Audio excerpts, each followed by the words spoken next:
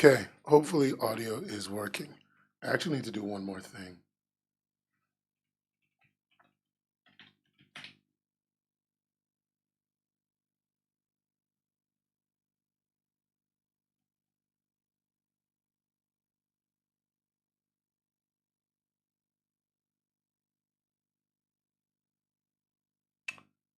I need to download that.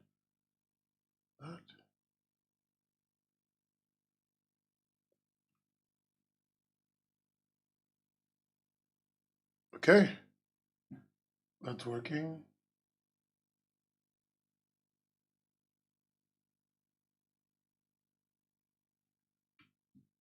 Do I really have to do it this way?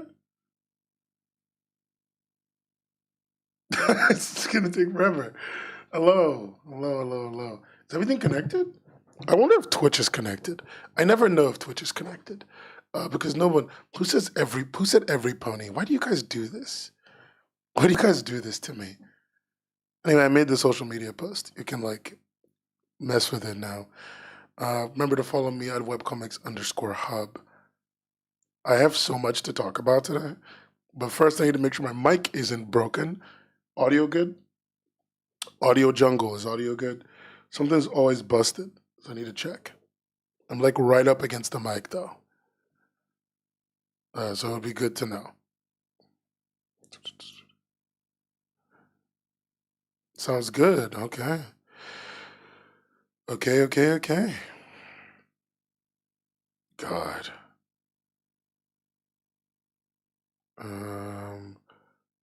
Hold on one second, is this good? Sorry, I'm like, whatever. I was making an acid. I'm not even gonna bother.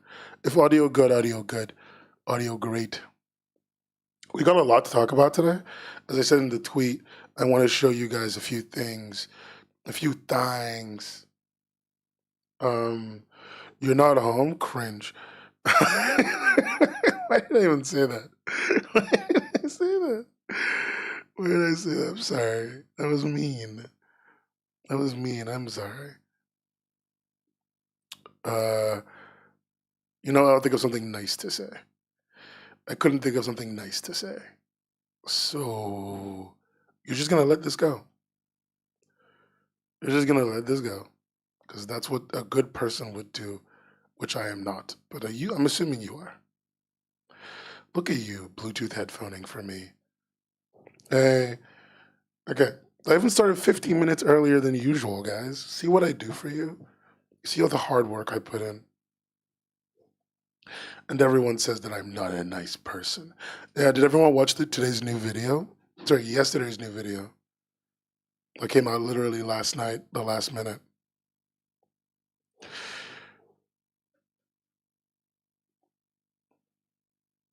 Yeah. That video has been, I've been sitting on that video since September. Like that video's been edited since September. I paid for it, it was done, it's edited September. Just sat in YouTube. Because I sent one of the contacts in the video. I can't say who because I don't want to blame anyone. But I sent one of the contacts in the video a message saying, hey, here's the current contact information. Here's the current information in the video. Are you happy with it? And they didn't respond. They still haven't responded. It's also why I didn't tweet about it. Because I just didn't want to in case they had a bad opinion, I didn't want to deal with it right now. I was like, I'll just wait.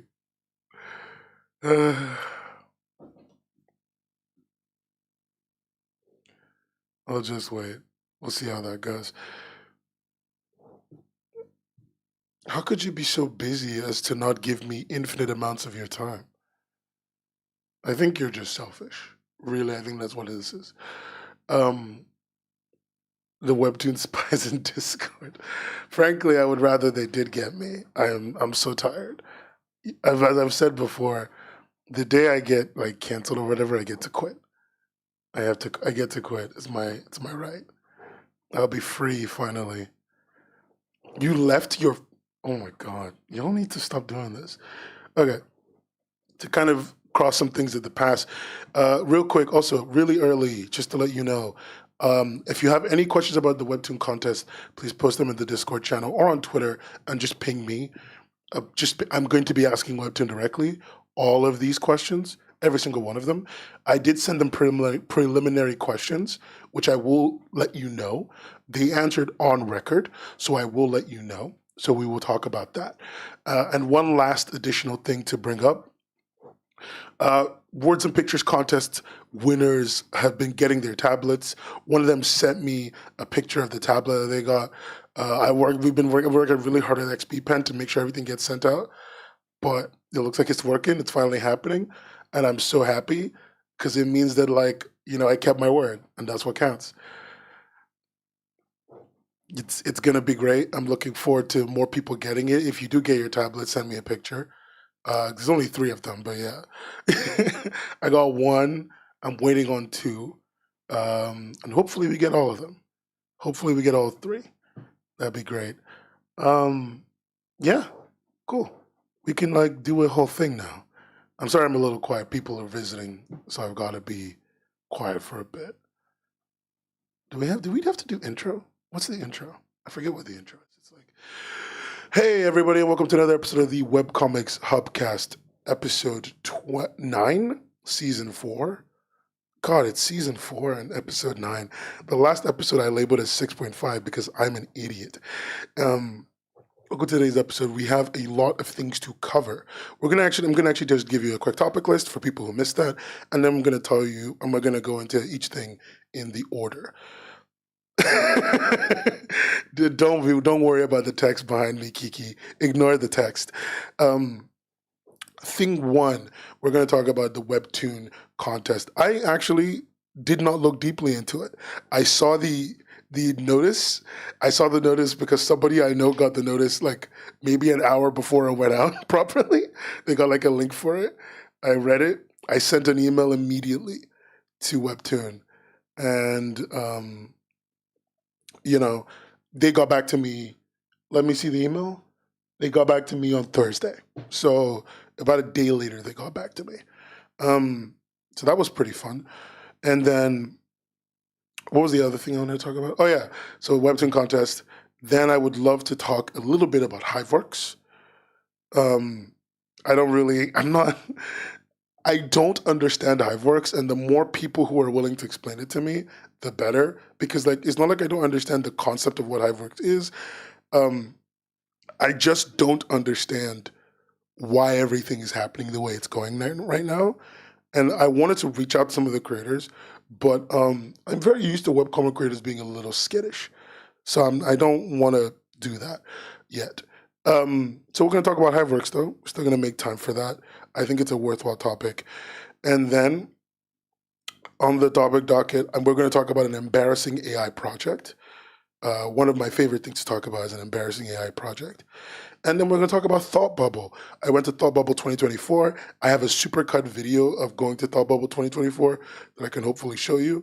I had a ton of fun there. I met a lot of really cool people again for the second year in a row. I honestly wish I could have stayed to really enjoy Thought Bubble, but I had to go straight home because I'm doing a lot now. I'm really busy all the time, and so I couldn't even give up the Sunday morning. I had to be back by I was back by midnight. Jesus. So yeah, that was super, super duper fun. Let's get right into it. Is it all, you're not in the video. I didn't record you because I knew you would say that. I knew you would say that. I met Gleamy at Thought Bubble. So I knew you would say that, so I immediately just didn't record you. Yeah. I'm just waiting until the full rules and criteria are out for the contest before I judge. I don't think we have to worry too much about that. There's actually a lot of preliminary stuff that I think is more interesting than the full rules because there's a lot of really good questions and the answers to them are going to be super determinant on whether this is even going to mean anything. Okay, so to really understand I'm sorry for doing this.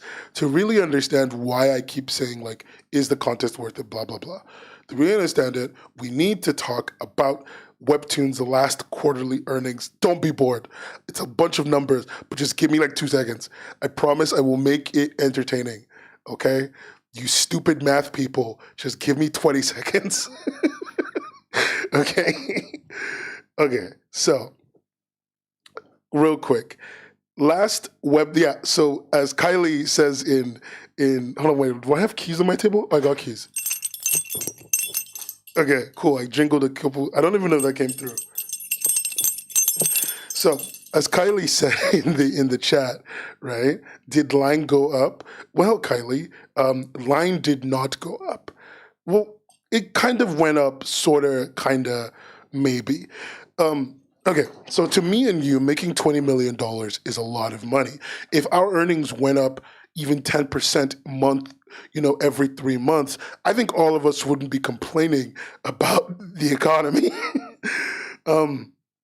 But when you're a company valued at over $1 billion and people are riding on you to be pulling in billion plus yearly minimum, making $20 million extra dollars is seen as flat.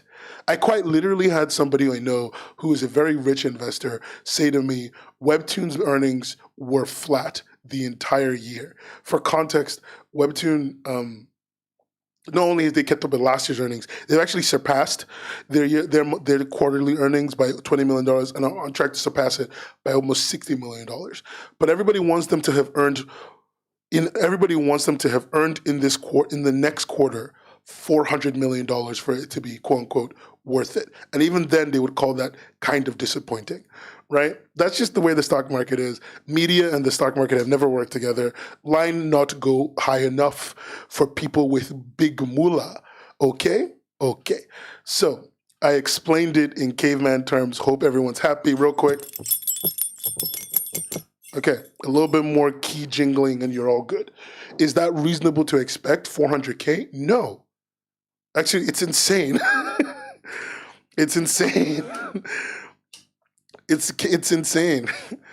Line go over expectation. Why disappoint? Easy. Because big money guy expect line go way over expectation. Expect line go moon. Okay? But a line only go over expectation. And the problem with that is the American mindset of exceeding expectations is considered meeting expectations. I'm not even joking. It's just the American mindset of I'm not kidding. I have seen and I have been in the position of having to do it and getting American job review. Exceeding my expectations is considered meeting my expectations. Meeting my expectations is considered going underneath my expectations. And that's just the way that country works. It's stupid. It's run by morons. It's just what it is. It doesn't matter how, and the thing is, I'm gonna be real with you, Inky, even if you catch a big tuna, if we're using the fish analogy a little bit, just gonna put it on the screen, even if you catch a big tuna, they're not happy unless you catch a shark. They think a shark is a tuna. Anyway, but for the purposes of people like me and you in the comic space, line did go up. Line went up pretty well. Line, unfortunately, did not go up in America, where they really wanted to go up, but line overall went up. And that means industry went up in value. We do good. But big money man wants to see line go up America and everywhere.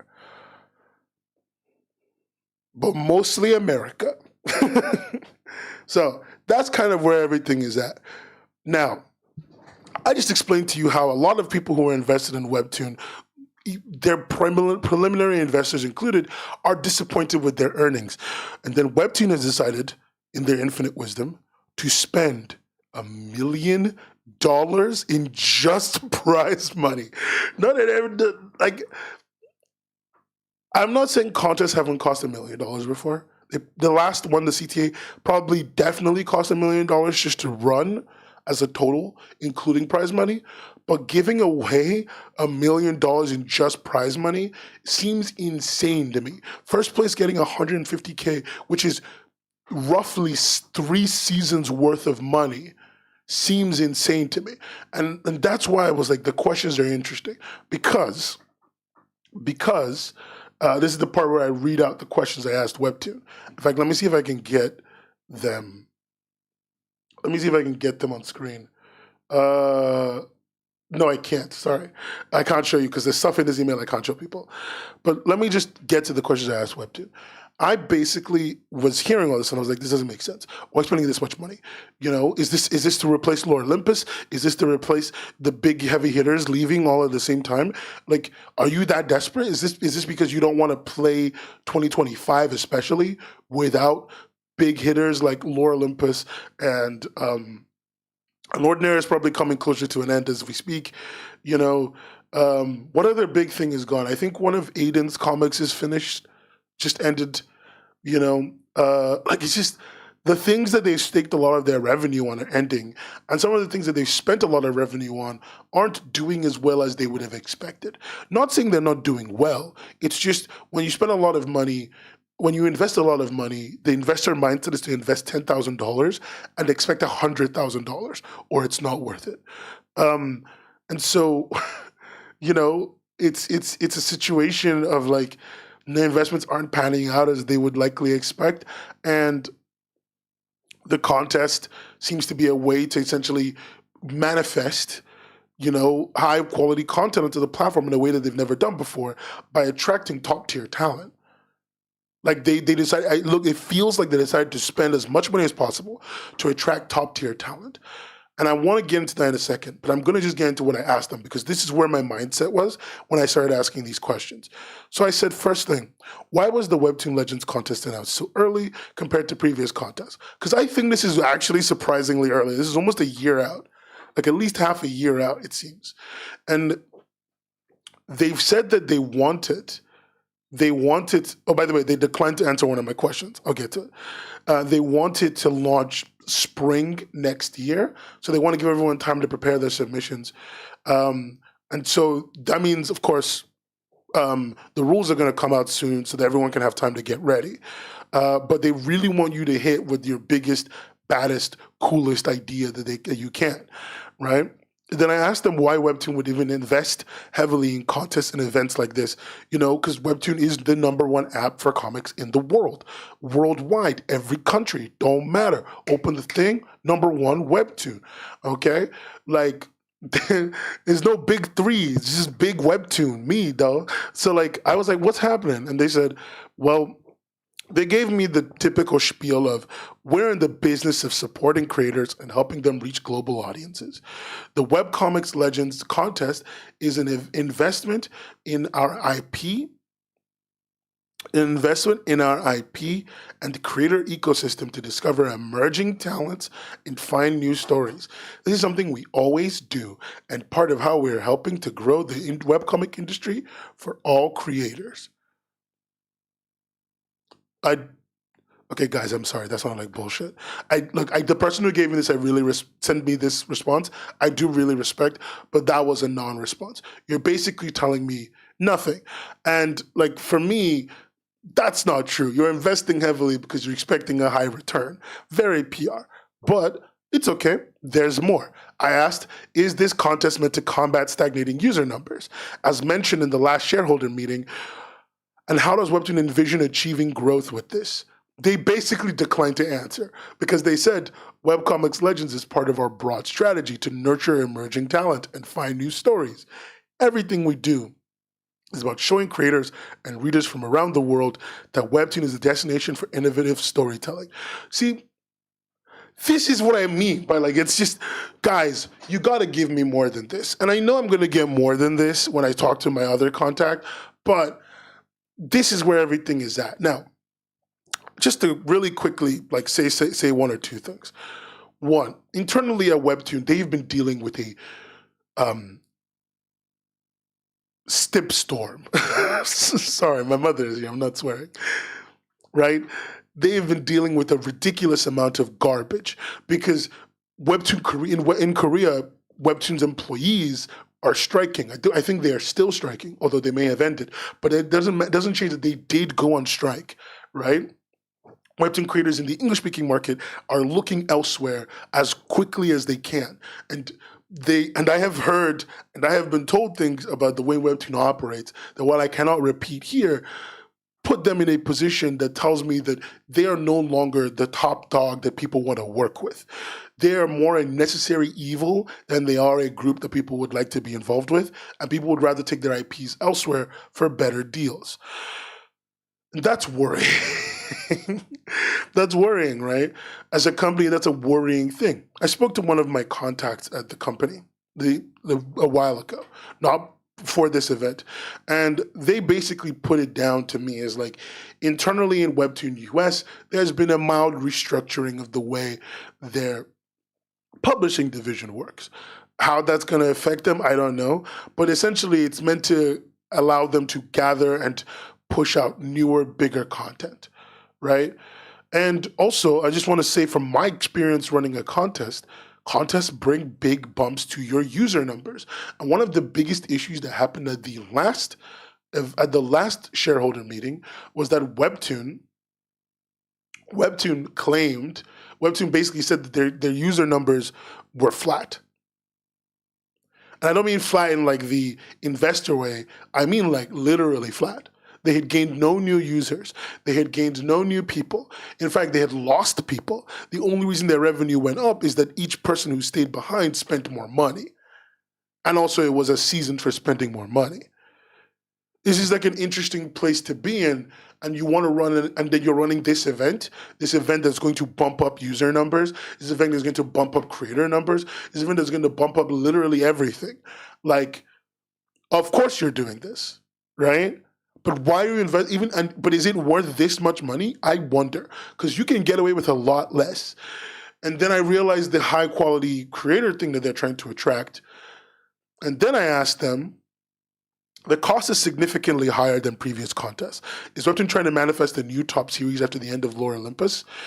And they said, we have a long history of hosting contests to help find new talent and stories. In fact, contests have helped us discover some of our biggest and most successful series, such as Unordinary by Uruchan, CPC, Curse Planters Club by Lambcat, and many more. They're really hanging on to that Unordinary thing. She came fourth in that contest. Like, you didn't discover her. She hung on for dear life. You basically almost kicked her out. Whatever. Anyway, Webcomics Legends continues that same tradition and aims to discover and cultivate incredible comic creators and series that can join the Webtoon Originals lineup. So yes, they want to pick up big. They want to use this to manifest, they want to use this to do what any witchy girl who says that they're in a coven or whatever likes to do when they have problems. They want to manifest good things and change the course of their destiny. They want the next big thing. Nah, you right. And I think you can see how why that's on their mind, because one of the things that's like holding Tapas up a lot is Cape of Spirit. Look, I'll get to that. One of the big things that's really holding Tapas up right now is The Beginning After the End, a comic based on a novel that was published on their platform, that became a full comic, that now is having an animation. Webtoons, what I can say is that the animation deals that were occurring within Webtoon that I am aware of have not been able to pan out perfectly. That doesn't mean they may never come out. It just means that some things that were supposed to be moving in a certain direction aren't. So it will take time, you know? It will take time, but it's not happening the way it's happening for Tapas. Tapas' animation's coming out, Hell or High Water, and it's basically an OG series of the platform, you know, in a way that like Heartstopper was. But this time they get as much acclaim as they can from it in a way that they didn't get with Heartstopper. And I think that's interesting. Also, to talk about Cape of Spirits real quick, I'm going to be honest with you. I am surprised that it won. Cape of Spirits won the 2018 contest, if I remember correctly. Not the call to action, it won the one before that. No, it did win the call to action. I'm just dumb. It did win the call to action.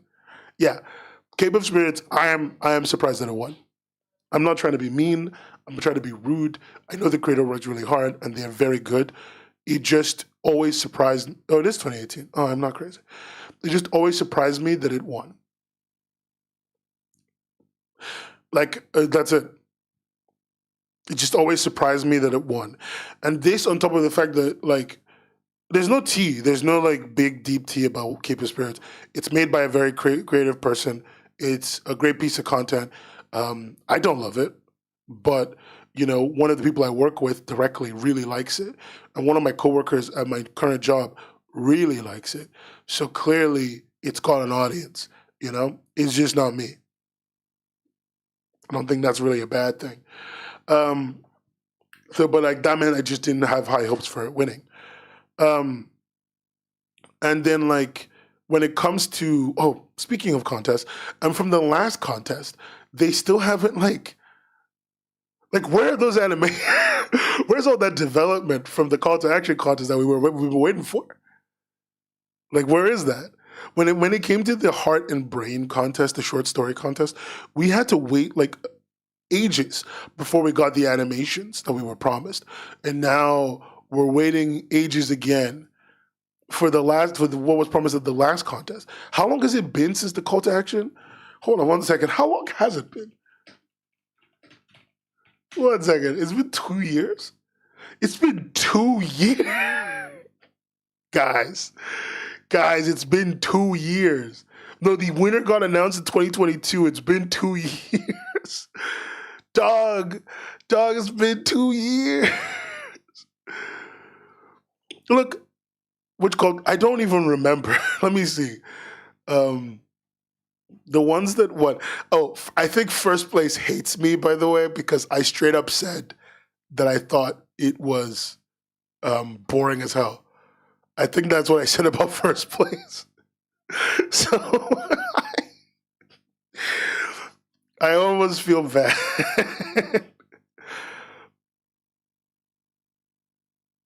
No. That's released? Oh, I don't know. Grand prize winner was the grand prize winner was God, what's the name? Scale Hunters. But yeah, Scale Hunters. I felt really bad because of when I posted my opinion on the like when I did my like here's what I think should win um on the on the Reddit, on the Webcomics Reddit, the creator of Scale Hunters commented, "I'm sorry, we were cringe." I'm not gonna lie. I've made a lot of mistakes in my time, a lot of them, and they live with me. I think about them so much. Okay, but the one that I think about the most is I'm sorry we were cringe by the Scale Hunters guys. Guys, it just because I didn't like it doesn't make it bad. You did a lot of work. Like it's not your fault that I don't like something. I don't like a lot of things. I'm old. Oh my god. But like, yeah, I don't think anything from the you know what? Yeah, you know what? Quick, real quick. Hold on, wait. I need to like set up the forest again. Give me a quick second. Um, give me a quick second. Give me a quick second. Where's the forest picture I use? Real quick. I need to set up the forest really, really quick. Yeah, no, the cow forest. Yes, the cow forest. Oh, I lost all my cow pictures. No, sorry, I lost my forest picture. I'm just gonna use like the sky from this one.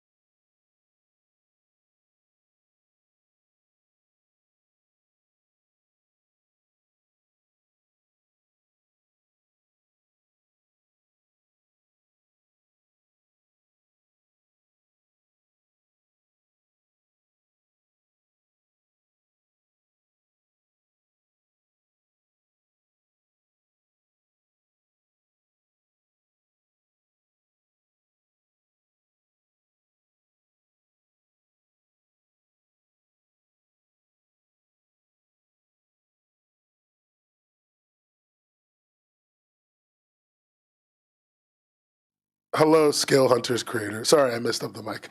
Hello, Scale Hunters. Hello to the creator of Scale Hunters. Hello to the creator of Scale Hunters. My name is Nen. You may have heard of me. You probably heard when I called your comic Scale Hunters cringe from the last contest. And I want you to know that that was a serious and continuous lapse in my judgment. And for that, I am sorry. I still don't like your comic, though. But I think you're lovely. I'm sure you're nice. I'm sure you're a great person. That's all. Anyway, back to what we're here to talk about.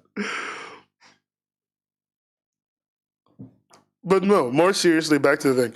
The last contest outcome, right?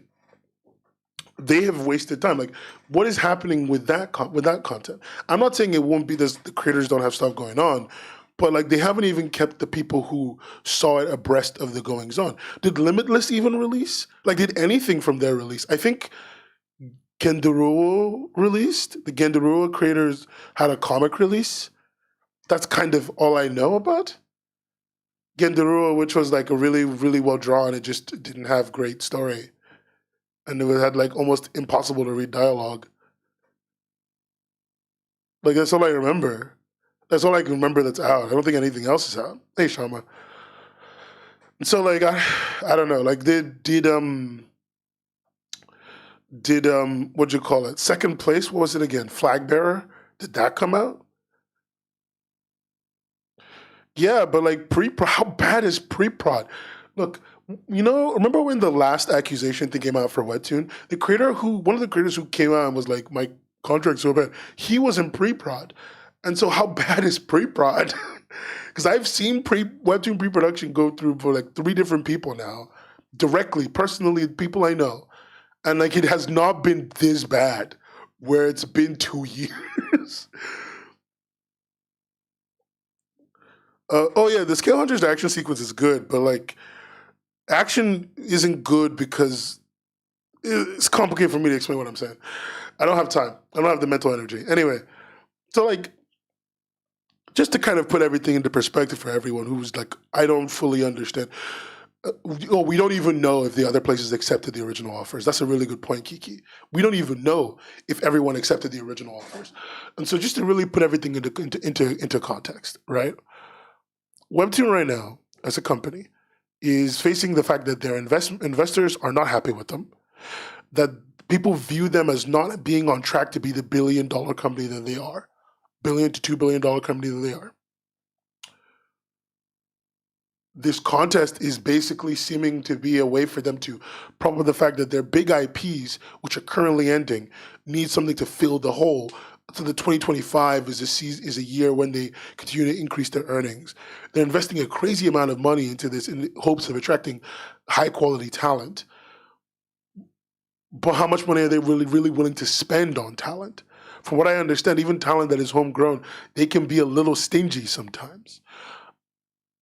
I can't say where I got this information from, but I can say that I've been told of offers of things like publishing and other deals being incredibly low, to the point where some of those creators went on to go with other choices, and the amount that they were offered for their entire series was by Webtoon was less than they made through other means for just one or two of their seasons. It's not the beginning of the end. That's the stupidest thing. Like, you're not stupid, Sim. You're an intelligent person. But the statement, the beginning of the end, is wrong. Listen, I can sit here and complain about them because they matter. I am talking about them. Who is the front line of my topic line? It's not goddamn Tapas, okay? It's not Global Comics. It's not Nami Komi. It's Webtoon. Because no matter what, they've got the money, the time, and the persistence to be number one. Say what we want to say, you don't get there for free. They unfortunately do got that sauce. And the only way they die is difficult and a hard road that very few people want to walk. But I have some ideas. I think we can get everyone. Listen, guys, look, just meet me at the local pub, and we'll stay there until this all blows over. Sorry, I need to stop referencing Shaun of the Dead in the middle of a stream. Do you think they'll act? Yeah, it's like saying, is this the end for mid '80s Marvel? It's like saying, is this the end for Marvel now? Like, it's just not possible. Do you think they'll act right since it seems what they're doing now isn't working for them? Hell no. Like, no. Why would they ever act right? There's no incentive to act right. Look, when you're the big dog with these, with el cojones grande, right? Well, when that's you, right? You have no incentive to change. What you can do is change your clientele. Because the reality is they treat Rachel better than they treat the guy who created Traveler on Webtoon. You don't even know what comic I'm talking about. But they treat Rachel Smythe, whose name I learned to be Smythe recently, they treat Rachel Smythe better than they treat, I don't know, the creator of Cooking Comically, or, the creator of I Love You, or, the creator of Down to Earth. They just treat her better because she got that dog in her. She got sauce that society cannot contend with. So, Cooking Comically, I know. And if you don't want to change the way you act, you change who you meet. This is the rich person dilemma, right? Rich people look down on everybody that don't have as much money as them, whether they intend to or not. They do that. They do that with the things that they do and the way that they act, and so they alienate the people who are poorer, who are not as wealthy, who are not in a similar position. And Webtoon is in that position right now. They are the it girl, They're the ITBOY BBNO $, and because of that, they have every incentive to treat their clientele the way that they do. So instead of wasting their time working with low-level clientele, why not just up your clientele? Because then you will treat them nice just because they're better clientele. Change your incentive structure, change your focus away from, people who are newer creators, change your focus away from people who are smaller creators, right? And start looking at bigger creators or internal studio work. Keep things in-house, work with people who are more popular. How do you do that? Run a contest where you attract them by offering a really good wage that they will definitely not get anywhere else in the industry, right? Look, that $150K for first place, even if it locked you into 2 seasons of content, is literally better than anything you can get from most publishers today. I'm not even trying to be funny or cute. Hell, if they made it 1 season, if it was an advance, and if it was a bonus, and then you started doing your seasons, like the guy who won the Manga Plus contest, the only person to get gold, that creator from Cyberpunk Edge Runners, he would have a reason to enter Webtoon. Getting a name isn't important, because the thing is, we've been getting the wrong names. Like, Merriweather is proof that getting a name is valuable, but you need to get the right kind of names with the right kind of promotion. If I was a creator today, would I go with Viz or Webtoon? If I was a creator who made good enough content to go with Viz, I would go with Viz. But if I was a creator who wasn't that good, which is 90% of people, which is most of my audience, and I'm not trying to be mean, I mean it in terms of good is working at Viz, not or working at Marvel or working at whatever. If you're publishable, if you're at that point where agents want to pay you, you're good. Most people aren't there. That's just the way the industry works, right? And so, if you're not there, go with Webtoon. Go with Webtoon always. Because say what you want to say about them, they're a valuable stepping stone for the right kind of person. The problem with the industry right now, and the problem with the space right now, is that most of the creators in it are not well equipped to work in this space with Webtoon, and Webtoon purposefully obfuscates their system and acts in a way that makes sure that these inexperienced creators are at an even bigger disadvantage. It's one thing to be young and dumb and full of libel and unable to read a contract properly, and so you have to keep bothering the company to explain terms to you. It's another thing, right, for a company to then also be intentionally incredibly slow, intentionally incredibly harsh, purposefully disregarding your opinion in the contract process, refusing to be accommodating until their entire system is on the line, right?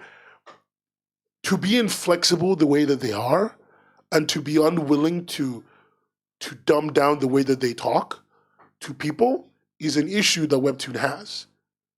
And they then make contracts with 18-year-olds. Like I just want you to process that. Imagine me, okay? People in chat who know me and who have heard me talk. Imagine when I'm really serious, really angry, really mean. Imagine that version of me having to talk to a fresh-faced 18-year-old and give them a job. That kid wouldn't survive. He would quit the industry the next day. Okay, like that's just not how that works. And like you can tell me, it's not sleazy, it's just unfortunately the way this stuff works. They're like we live in free market capitalism, and as such, this company is going to do everything it can to make a revenue, even if it means sacrificing you to a goat. They'll do it. Let me see this. See, that's why I think it's gonna bite them in the butt though, because how are they gonna work with better people if they act like this with everyone? Someone who knows the walk won't want to bite. Well, yeah, but like someone who knows the walk is also gonna be offering enough that they're probably just gonna be more chill. Like that's it. Like someone who knows how to walk the walk is gonna be offering a lot more to them. Wasn't Lihama, creator of Gourmet Hunt, in college when they got picked up? Yeah, a lot of creators were in college when they got picked up. Like I know a substantial number of creators were like 18 when they got picked up. Like some of them were in their first ever jobs. For some of them, this was their first jobs. So like, you know, it's an unusual position to be in. Guys, can you give me like exactly 1 second? I need to just close the door. It's a little bit drafty.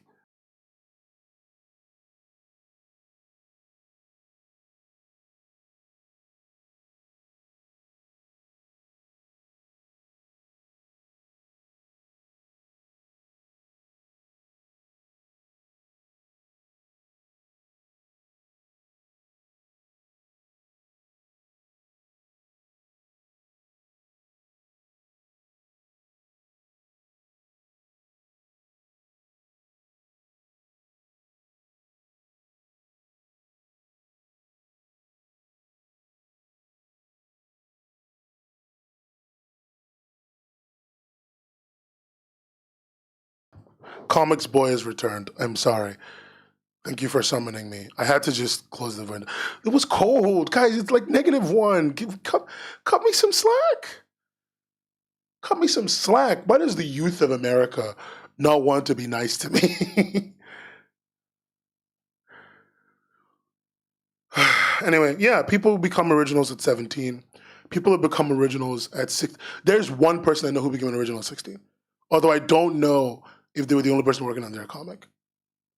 So that is a thing to think about, right? Hope audio's still good? Cool. Everything's good. Just the reality, you get what I'm saying. Webtoon acts as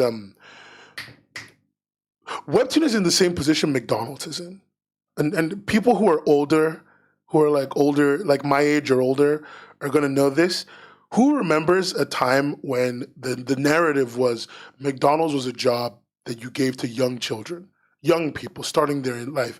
They got experience and then they went on to work somewhere else. Who remembers when that was the narrative? And we would tell people. That was the whole point of places like McDonald's and all that stuff. And Webtoon is the McDonald's of the industry. You work there, you get your couple for, to be able to qualify Unfortunately, F you are that old hun. Um, but essentially, like that was what we started out, right? Like that's still no, it's not still the narrative. It's now it's just everyone who works at McDonald's is pathetic. That's the narrative. But it used to be that no, McDonald's was an honorable job. It was just for younger people with lacking experience. That's what Webtoon is. That's what Webtoon is right now. It's for newer people with lower who were willing to accept lower pay and worse hours. Like, can I be so real with you? Can I be so real with you? The one thing the one thing I would like to like see is more creators embracing the strategy of my dear cold-blooded king.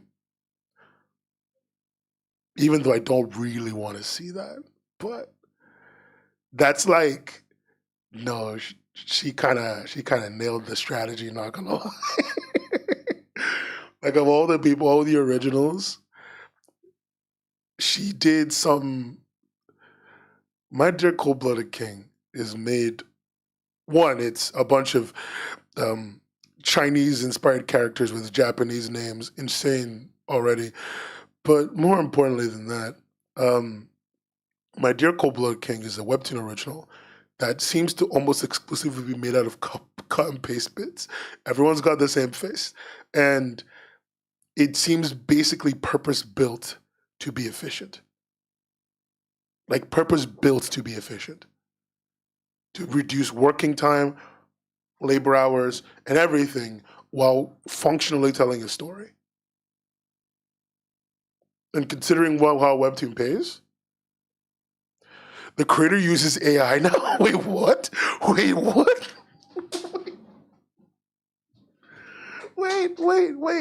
Wait. I didn't see that. I didn't see that. Not Slay. Wait, change it. She's BUing. Okay. I rescinded my Slay. We have collectively, hey, Thomas. Also, I forgot to say hi to Tate. And we have all rescinded our slays. In fact, not Slay Queen. Yeah, like it is the most logical thing to do with the webtoon, but also, wait, when did she do that? Hold on one second. My dear cold life. I mean, it makes sense. It tracks that Lifeline would do that. It does track. Oh, and Blood Reverie is their AI. We're webtoon maxing. We're webtoon maxing kids. Wait, there's AI of Blood Reverie?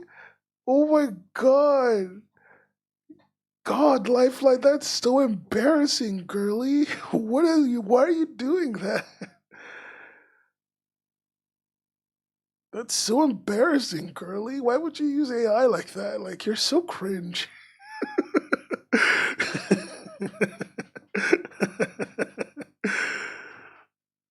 Like this is what I mean. Like she's min maxing a paycheck and I don't blame her. Oh yeah, Vince Coletta. She's Vince Colettaing, guys. She's doing the Vince, but you know what? She hits deadlines. That's what counts. That's what counts. She hits deadlines, baby. We in the crust era for real. You suggesting we use AI? No, I didn't know about the AI. Guys. Based Coletta reference indeed. Anyway, that's kind of where the contest is left at. Now let me just talk about the question I asked Webtoon that they didn't answer. And one of the reasons why I'm so confident that um, about the things I'm saying. Question number 5 from my comics, from my questions about the contest was, how does Webtoon hope the contest will affect the seemingly lacking earnings in the U.S. and rest of the world, as well as its stock price? So, quick thing, as I said earlier, U.S. and rest of the world just means anywhere that is in Korea and Japan. U.S. and rest of the world is the markets that Webtoon really wants to push the most. They want to do really well in the US and they want to do really well in France. And so this contest happening in the US is coinciding with what they've claimed to be a bigger move in Webtoon France. Um, for the people who parlez français, uh, you can tell me more. And they also said they're going to be investing more money in Webtoon France, with a lot more new IPs, etc. They're going to be greenlighting, and so and you can go on Webtoon France, and you'll see that they have new IPs. I think the newest one is Les Grands Retournements or something like that. Like, yeah, I think that's the newest, biggest thing. And so Webtoon is genuinely trying to make bigger investments in those areas, but they're not. It's not working out. French people hate webcomics as of right now. They barely like them when the people they love who make comics make them, let alone people they don't know. Um, so the French hate webcomics. They hate digital comics, and the movement of digital comics in France and in French-speaking areas is actually very slow. And U.S. earnings are low. And so I asked that question, asked about the contest to fully understand what the investment was going to give them long term. Webton declined to answer.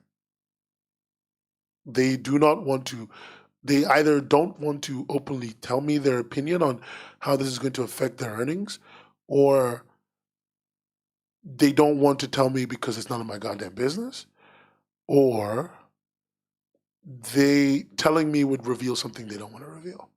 Like, it's one of the three of those. Um, so yeah.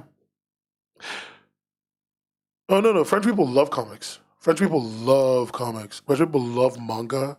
Manga and comics are huge in France. In fact, like to the point where manga creators go to France specifically. Italy and France have like huge manga audiences, despite being such small countries. What it is that, like, in fact, one of my favorite manga, Arte, got translated to Italian before it got translated to English officially. Insane.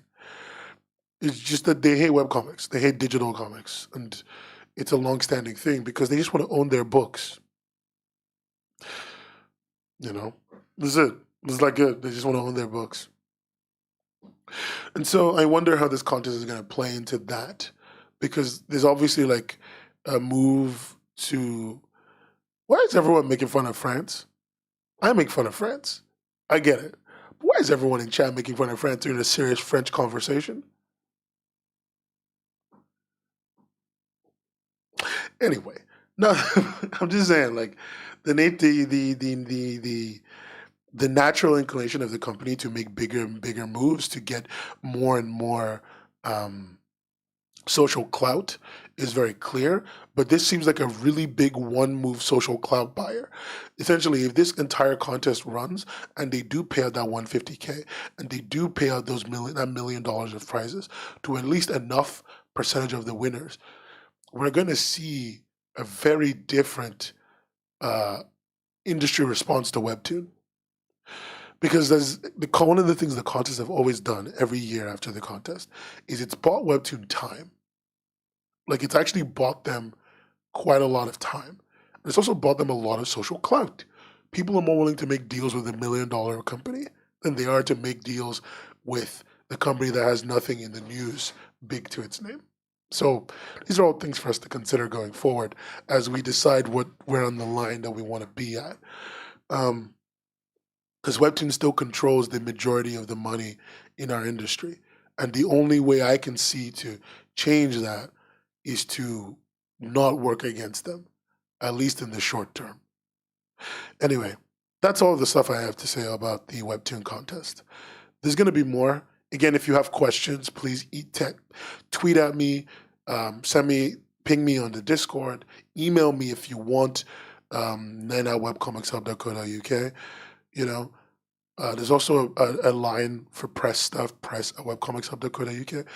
Email me if you want.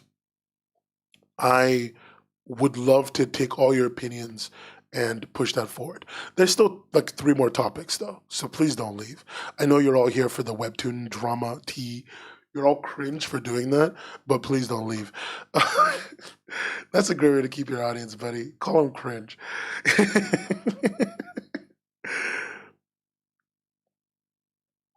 Deep, deep, deep cut that one is.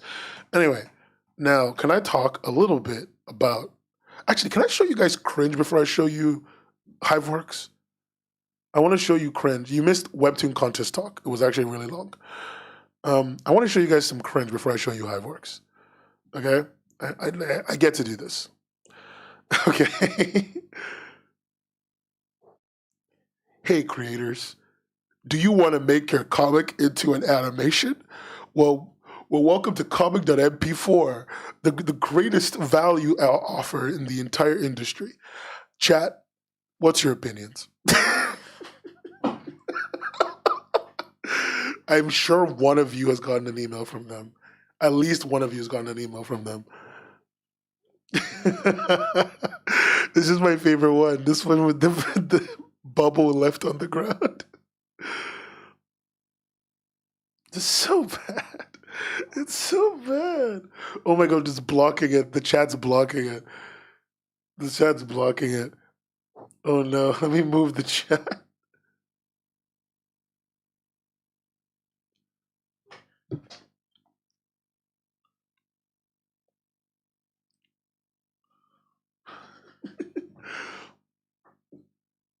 Guys, what do you think?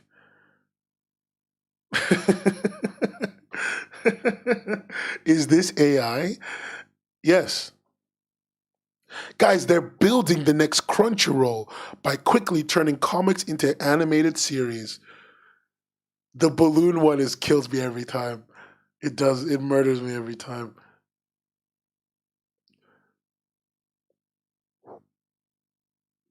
Oh, I'm gonna zoom in, by the way, just real quick. Oh wait. Oh god, it's one of those awfully designed pages. Can I open? Oh, guys, we get full screen. Let's go.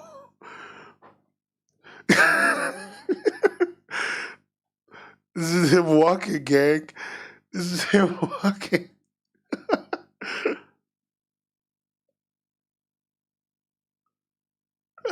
I love this. Anyway, okay. So I want it to be known, by the way, this is the stuff that they're putting underneath, saying that they're responsible for. Saying that this is, at least this looks like that's what they're saying. They're saying they're responsible for parts of Solo Leveling Season 2. Whatever this comic is, I don't even know what this comic is. It didn't load. This other comic getting animated. This comic, I feel like I've seen this comic somewhere before. This one with the white tiger. They're saying they're involved somehow in the Tower of God. It's not from Webtoon. They're saying they're involved somehow in the Tower of God animation as well.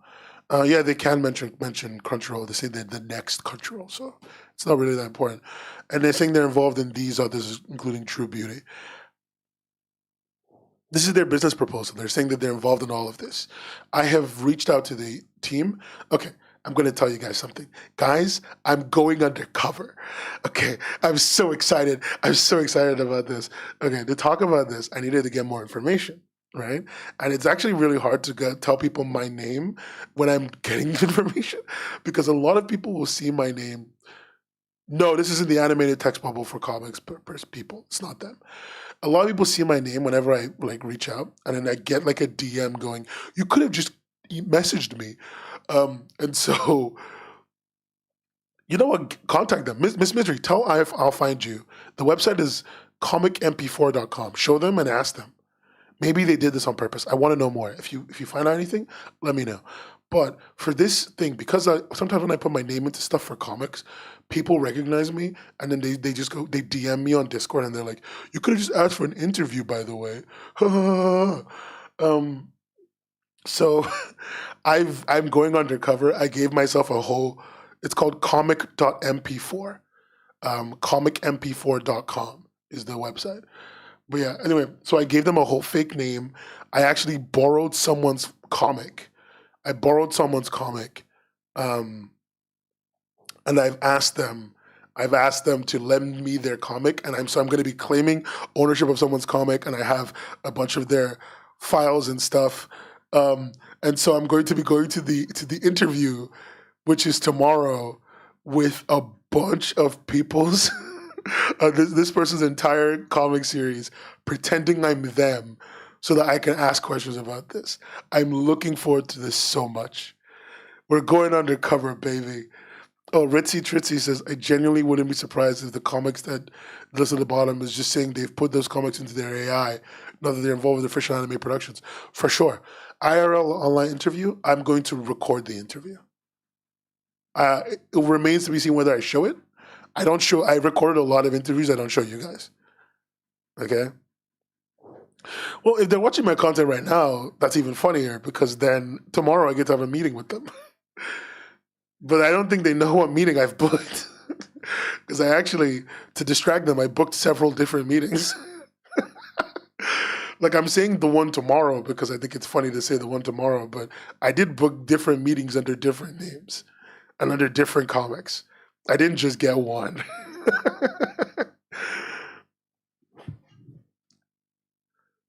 I even booked a meeting I missed on purpose. It's all part of the ploy. Guys, this is all I love. This is my one true passion. I don't care. I'm happy to do really stupid things because it entertains me, as long as it involves this. But yeah, okay. Real talk, actually. Chat. This is a no judgment zone, and we made a bunch of fun of this, but this is a genuine no judgment zone. I will not judge you no matter what you say. But do you want them to do this to your comic? Like, is this something you would want? Is this something you would want added to your comic? Forget the AI part of it. Forget the AI part of it. If someone could automatically animate your content, let me know how you'd feel about it. Do you feel judged, Thomas? How? Like, for real. Like, look, I'm okay with people saying yes. I would just want to know why you say yes. I don't think you're insane for saying yes. And I don't think anybody who agrees to this, especially if there's a low, like a creator who doesn't make a lot of money, a low revenue creator, would agree to this. I understand why. So I just want to know where people's minds are. If it was Fortiche? Sorry, my brain like short circuited there.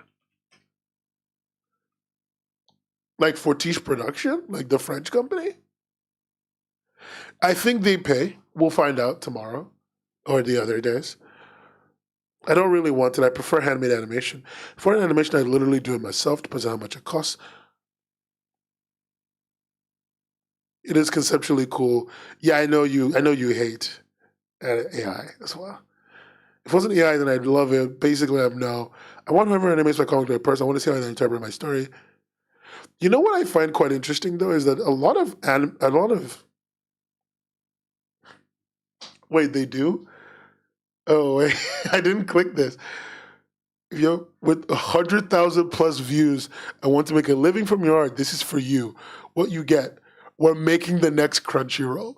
You will have one of the first animated shows on our app and get 50% of the ad revenue you make.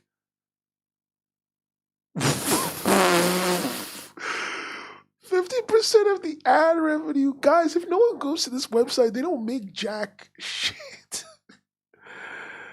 The next Crunchyroll is crazy. Zero work required. Why is so much of AI marketing on this?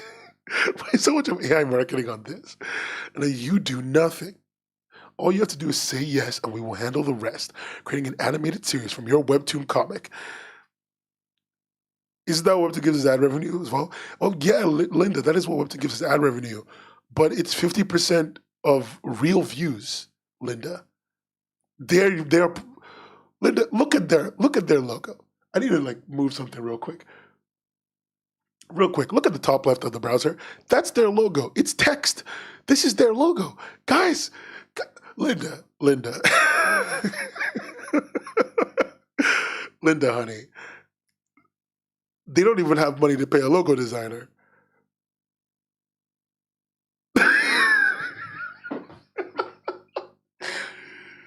Not even Canva. Guys, we're so cooked. Why didn't they just AI generate a logo? Why didn't they just AI generate a logo? I'm just so mad. I'm so mad. They're so cheap. It is just one guy. I mean, I know his name. 1 second. Let me get his name. Actually, no, I won't do that. I'll drop it. I'll bring it up later. This is some guy in his bedroom. Your first animated episode will be on the app within 48 hours, and you will instantly get paid $100 as soon as you say yes.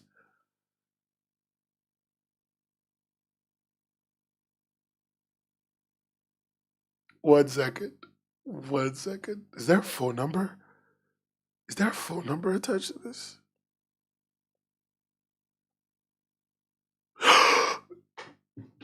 Gang, I have a phone number. Okay, I might have. Do I just make a? Do I just? Do I make a call on stream? Do I call this number right now? Wait, wait, wait, wait, wait, wait, wait, wait, wait, wait, wait, wait, wait, wait, wait, wait. Let's think about this for a second. Let's think about this for a second. I'm not gonna ask them if their fridge is running. I gotta put credit on my phone, even if I want to call them. I don't have anything to reroute the call audio though, so this is gonna be like I don't even know. What time is it? Wait, where do you think he's? Okay, he's doing an AI product. Do you guys think he's in like California or something? Just put it up to the mic. Okay, hold on. Let me just like put credit on my phone.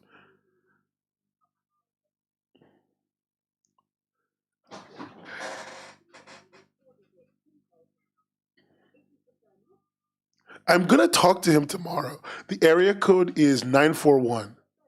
What's 941?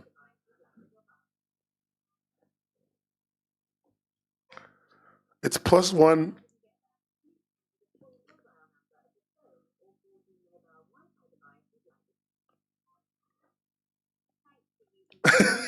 They need to be available for the American time zone. Yeah.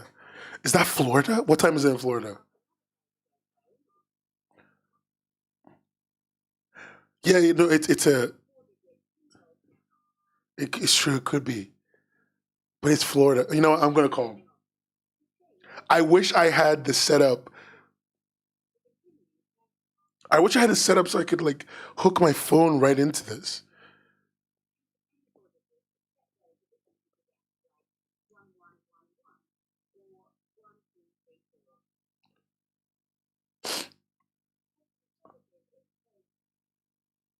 Oh my god, I'm trying to put credit on my phone.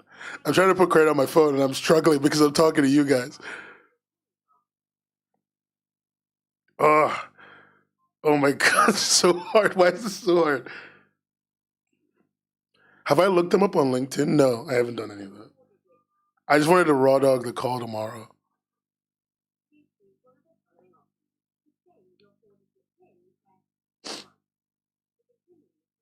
Okay, okay, okay, okay. I'm about to put money on.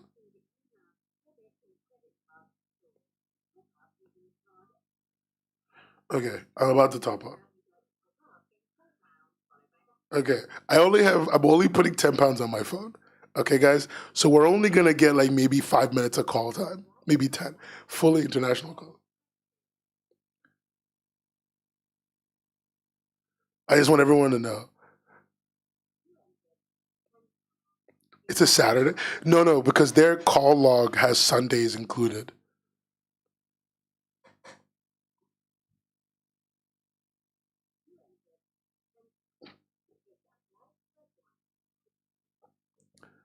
Okay.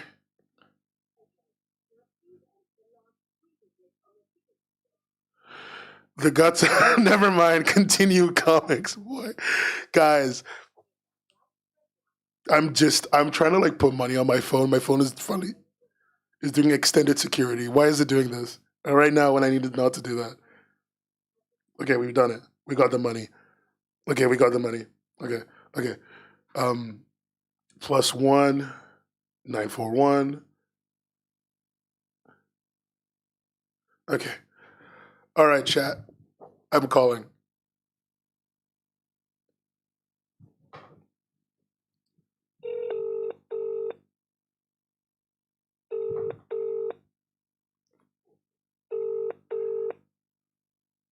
Hello? Hi, I found this number on the comic.mp4 website. Oh, yes, yes. Hey, I just wanted, I don't actually know who runs this, I just found it on there. Uh, what is your whole thing? Your company's whole thing about? Yeah. So we're taking comics. Right now, we're focused on Webtoon creators, and we're turning them into animated shows with AI.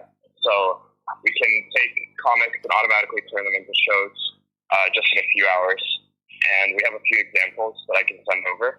Yeah, But I we're would very love to early. get the examples because I'm on the website and I'm seeing a lot of names that I recognize. You know, like Tower of God and True Beauty in Solo Leveling. Like, have you worked on those? Is that why you're saying that? Uh, Sorry. Oh, 1 second. Let me see. Where do you see the names? Like literally on the website, like at the bottom of the comicmp4.com website, there's the Tower of God logo from the book. There is Trash in the Trash Can. There's True Beauty's logo. There is Solo Leveling. Did you not know those were on the website? Oh, sorry. No, those are just series. Sorry. Yeah. My co-founder made the website and just threw in some examples Oh, you of just what threw we're in some looking at. comment. Oh, I thought you guys had worked on that. I guess. Okay, fine. I guess I have a few other questions for these animations. Are they Yeah. just like without audio? Actually, we generate audio. We have we generate audio using this program called 11 Labs, and we can take the dialogue from the comics and automatically make a realistic sounding voice. Wait, so That you fits guys use an each AI character. voice generation tool, and like, so how do you decide the voice? Yeah, so right now we're just using some default voices that are provided by the program, but we're eventually going to actually sign on some voice actors to give us voices that we have the right to monetize. Right now we're just working on making the animated shows entertaining. So yeah, we're still pretty early in the phases of making these, but we want to work with creators to make them and make them better. Okay, I mean, all right, and I'm just a little confused at this because I got an email from a friend about this, which is how I ended up Yeah. finding out about you because they got an email from you, and um, you know, I'm looking on the website and it's all ad revenue and AI, and you know, as an artist, that's not really something I'm interested in. But I just was curious as to why.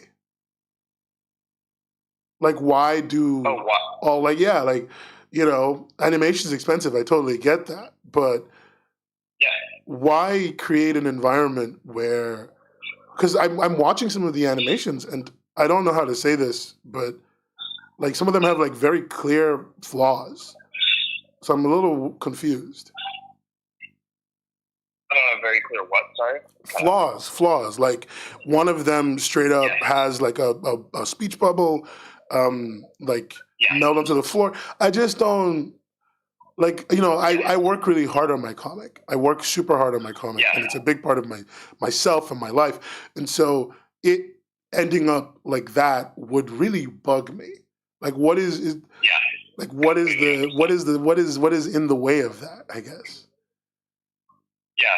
So basically, how we came up with this, how we started with it, was we talked to a lot of comic creators on Webtoon. And a lot of them want to create their animated shows from their comics.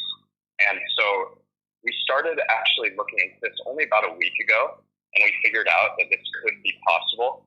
We've only been working on it for a week, and these are the results that we've got. And we're going to be working on this for the next few years. And we strongly believe that the videos are going to get better over time as we keep working on it, putting more time into the technical details of it. And the example on our site, that was actually the first thing we did. It's actually very out of date. I can send you some more updated examples where we get rid of that speech. Sure, I'd be happy to stuff. get more updated examples because right now, absolutely. you know, I'm a little confused, and I think a lot of people I know are a little confused by the quality of the work. And we, Completely understand. yeah, like I thought, you know, when I saw this, I was like, maybe it's just a new project, maybe it's got some backing, but I don't. You guys don't have any backing. It's brand new, and we actually have been speaking with some investors. We actually were recently this summer speaking with Ashton Kutcher and a few other people in the video space on getting backing for this idea. Since we're so early, it's hard to get backing this early. Like, it's been around a week since we started on this idea, but we've just been in talks with the video model creators at OpenAI as well. And yeah, I'll send over some updated stuff. But basically, we see this as, this is by far, like, this is not what it's going to be, what we're showing. Even after a month, the models are going to get better. We're gonna work on it, hopefully with creators. And maybe I should have been more clear about this in the email as well. We, of course, won't publish anything that you don't want out there. We actually see this as like a work in progress with you. Like, we create a video, you send over things that you want us to change, things that don't look right, and we'll make animations that you would like in the anime, but we can do it a lot quicker than other animation studios. We can work directly with you. I mean, I appreciate the fact that you guys are doing that. I guess like my major concern is it just feels a little bit like, I don't understand. This is a week old. You know, I'm seeing emails to people that, you know, one or two of my friends, some of them are pretty high profile creators, and like it feels like no one had thought about what was going to happen. And then now it's just this email ended up in my inbox, and I was only calling just to like, I thought it would be maybe just something I was misunderstanding, but it just didn't feel like there's no polish. Sorry, you cut out there at the end. Yeah, I was just saying, like, it feels like there's no polish. There's no power? Polish. Like, I want to hand over my, like, whenever I see something that wants me to hand over my content, I at least want it to, like, have a sheen of polish over it.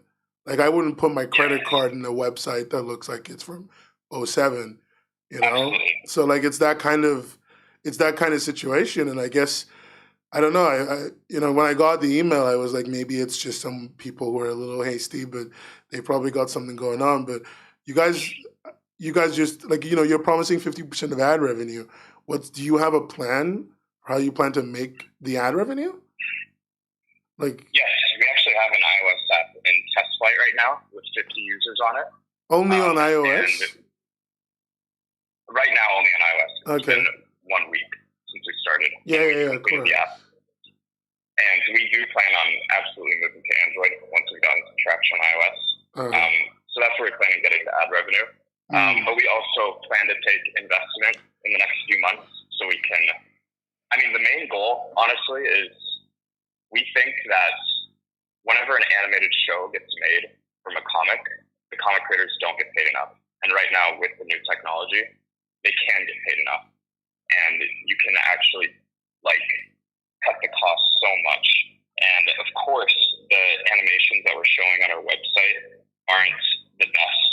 And we recognize that. And they've gotten so much better, even just a week, on a week of working on it. And we're committed to this for the next 2 years. Yeah. And we want to work directly with creators. And of course, we don't want to publish anything without the creator's permission. And that's why we're reaching out now, so we can actually work on the comics. Okay, I understand the cost reduction bit. How much do you guys know about like typical animation, like monetary deals for creators? Like, I don't know.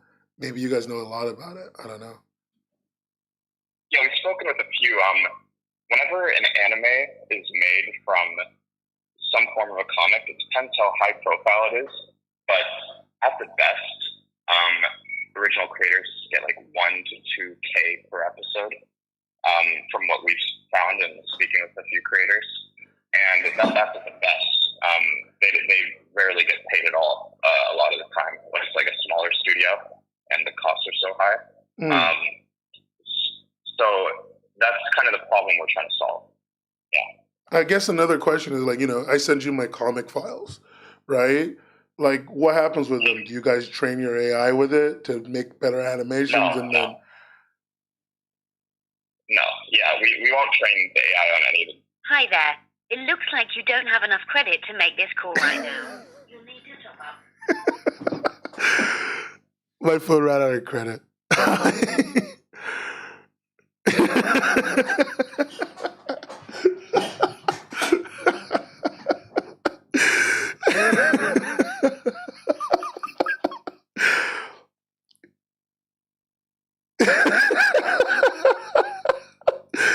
Guys, please give me money on Patreon. That actually cost me money. No, it's expensive to call international. Patreon.com/webcomics hub. Please. From as little as $1, and I'm going to be adding new tiers so that I can actually ask you for more money. I'm actually going to be adding a $7 here to the Patreon at some point. That's gonna include what you call it, like an hour meeting every 2 months to do IP reviews. But that's kind of it's like 7 to 20, one of those prices. Yeah, he would have heard the thing. Thoughts on the service? It's dog shit. What do you mean thoughts? What do you mean thoughts?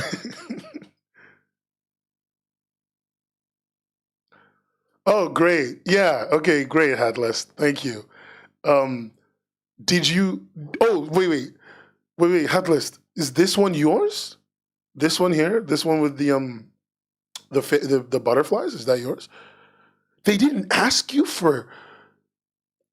Oh my God! They didn't ask you for permission. Well, you missed the call, at least. But they just admitted that the co-founder made the website. And he just put whatever he wanted on there. So that's interesting. They're a week old, and they've just. You know what, guys? I don't think I'm doing my meeting tomorrow. Jeez, I don't think we should do that, Momo. I think both of us would lose our heads. So this is just a random comic they picked and trained and animated. I think I actually know what comic this is. I think I've seen it somewhere. Yeah, I figured, but hey, at least you know. You can, at least if you don't know this, you can actually email them or call them. They have a phone number on the website. You can call them and you can issue a DMCA that way.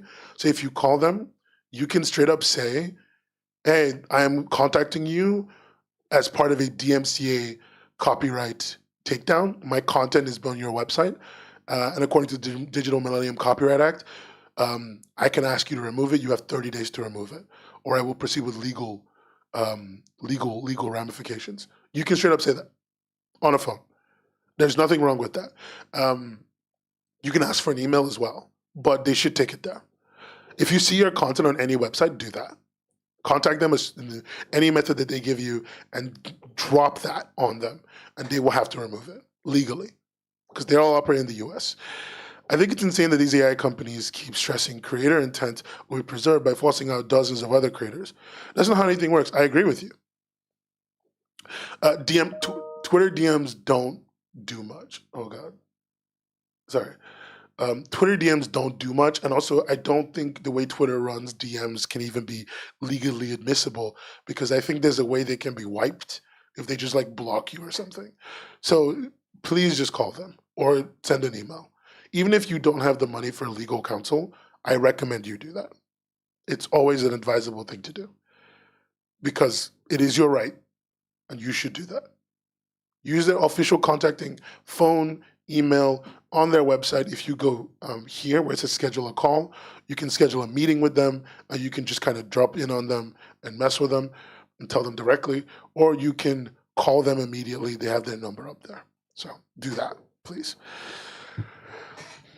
If you can't get an email out, a call will suffice, but a call is because there's no email at least. Also, are you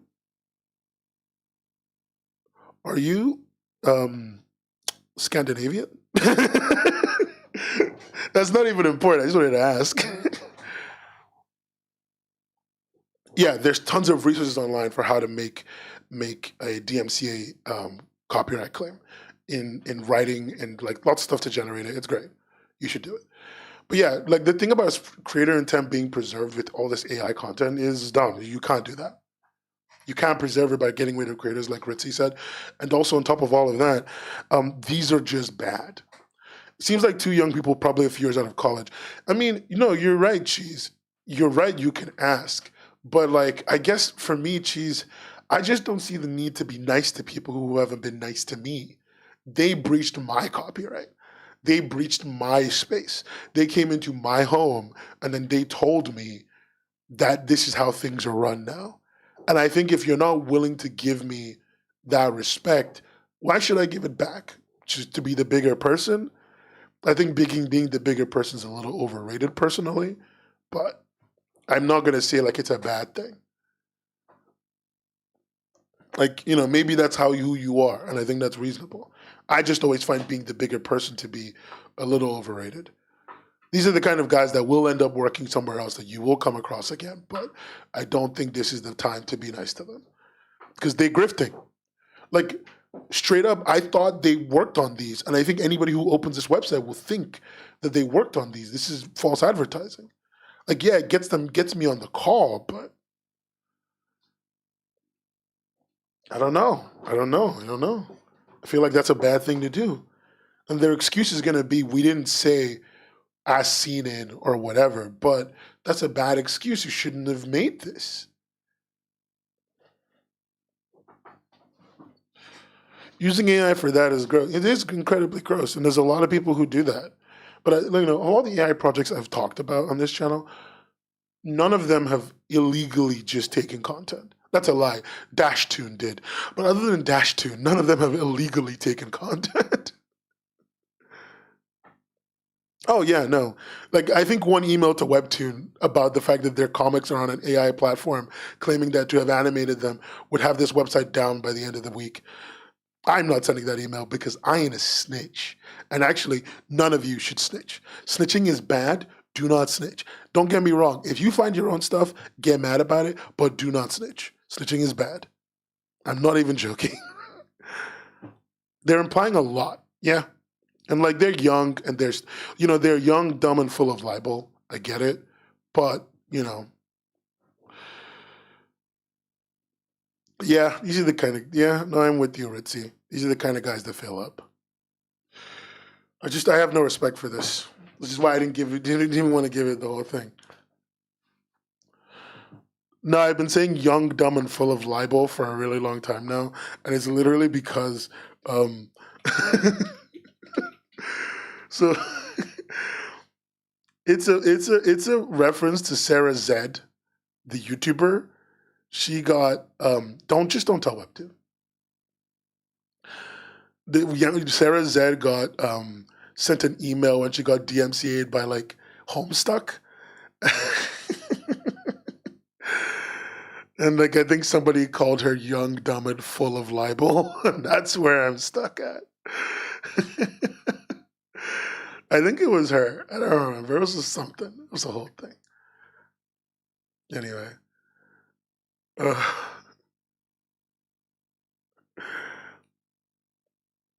Something involving Sarah Zed. It was Sarah Zed. I just don't remember why it happened. But yeah, no. Look, I completely understand like Cheese Demon's point about being reasonable with young people who are making stuff. We can just talk to them and be nice to them. But I find it hard to be nice to people who haven't been nice to me. That's just a personal thing. Do what makes you happy. That's crazy. Am I a bread tuber? I think I am, unfortunately for me. Whatever that term means. Anyway. Yeah, I just think this platform is bad.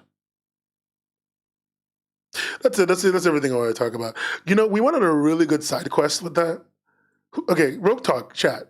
You heard the entire call. Thoughts. I want thoughts because I've given my thoughts. I want thoughts from chat. I literally kept reading everything you guys were saying. Y'all were acting up in the middle of the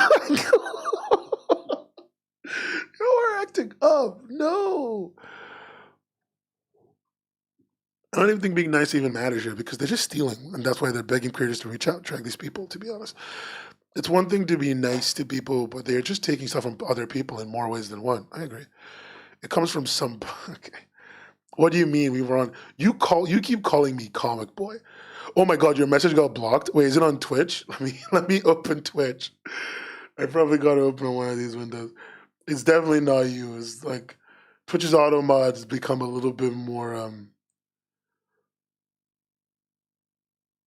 I'm just a nice person. Asshole. Thanks, Hika, for letting that one through.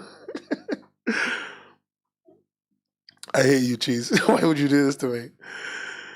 I just got in here and heard the tail end of no, we don't train our AI on line cut.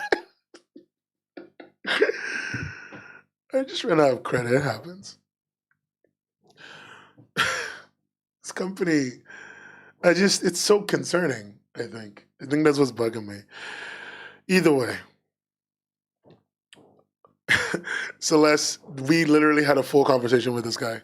Chat asked a bunch of questions. Magic Fire's question was what ended it. I don't think. Yeah, the app has so their app is on what's called test flight. It's only available for alpha users, and it only has 50 users. So this is an alpha test. So that's not a particularly bad thing. That's very normal. But it is only available to 50 people right now. He must have. Was I being guys? Was I being hard on him? I feel like I was being very easy on him. I feel like I was being very chill. Am I wrong? I was being chill. I think so. Like, no, I wasn't. Very kind. I was being kind. Yeah. The service seems fine if it was geared to motion comics. They need to find initial collaborators to have consent for marketing material. I don't like how they're aiming for anime, but instead should aim for motion comic and motion comic trailers. I agree, but I also think I think that motion comics is this like crazy interesting art form that's very hard to like nail down properly. It's probably really hard to nail down properly. I wonder if this can even be of use to that. I wonder. As a person in college, to get a business degree right now, this is the exact project that college teachers push their students into making. Sigma Grindset is institutionalized, unfortunately. I was asking very basic business questions. I was being chill from my usual self, but he probably took it really hard because he's never been asked these questions before. I felt like I was being really hard on this kid for a second, and I was like, no, this is normal. These are reasonable questions. I should have been worse. Oh, I could be worse. Well, he doesn't know he's meeting me tomorrow. So do I still go to tomorrow's meeting? I guess.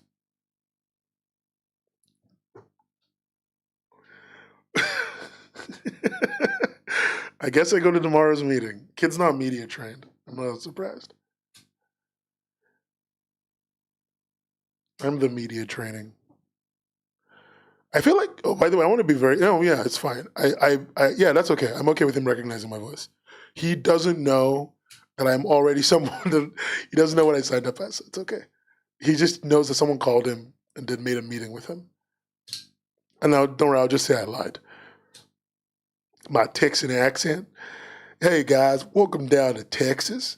I live in Texas, the greatest state in these United States.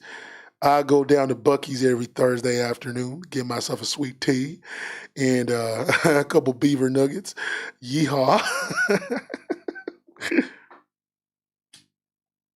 think it's a great accent. You guys are mean. Not Buc-ee's. Same accent, different tone is crazy. I hate y'all. Kingdom. Y'all are so mean. It's a great accent. Everyone in this chat hates me. Anyway, give me money on Patreon. I spend money on chat. Live on chat, I spend money. Make it worth my while. Also, the person who asked, am I going to be doing portfolio reviews on Patreon? Something like that. I want to try doing first pass, quick editorials with people where I get the materials and I can talk to you about it and like talk about your ideas and show you similar things and kind of like just get you through that first initial development phase. I think that'd be useful. Also give me some practice. Yeah, I think it'd be worth it. But hey, I'm not like saying I can promise you the world, but I can at least help. I just don't know how much to charge for it yet. I have no idea how much to charge. How much would you pay for that? I was gonna put it at $10 a month on Patreon, so that if someone did like 2 months or whatever, they'd get like an hour a month every 2 months, or like 2 hours an hour every 2 months or something. But I don't know. I want to ask if they train their own database, who owns the copyrights of the videos, if anyone can own them at all, and what their main revenue is. Oh, I'm going to take that. I'll ask them. I'll ask them that tomorrow. Let me just get a copy of that. Okay, I don't know how much to charge then. I'll figure that out. I'll figure it out. I just yelled at it. You know what's funny? I'm saying I don't know how much to charge. I just yelled at a creator yesterday. She yelled at a creator yesterday for having really bad commissions, and I redid their entire commissions page. Oh, which reminds me, I have an asset for chat. Chat, I have an asset for you. It's a free asset. It's for pricing your commissions.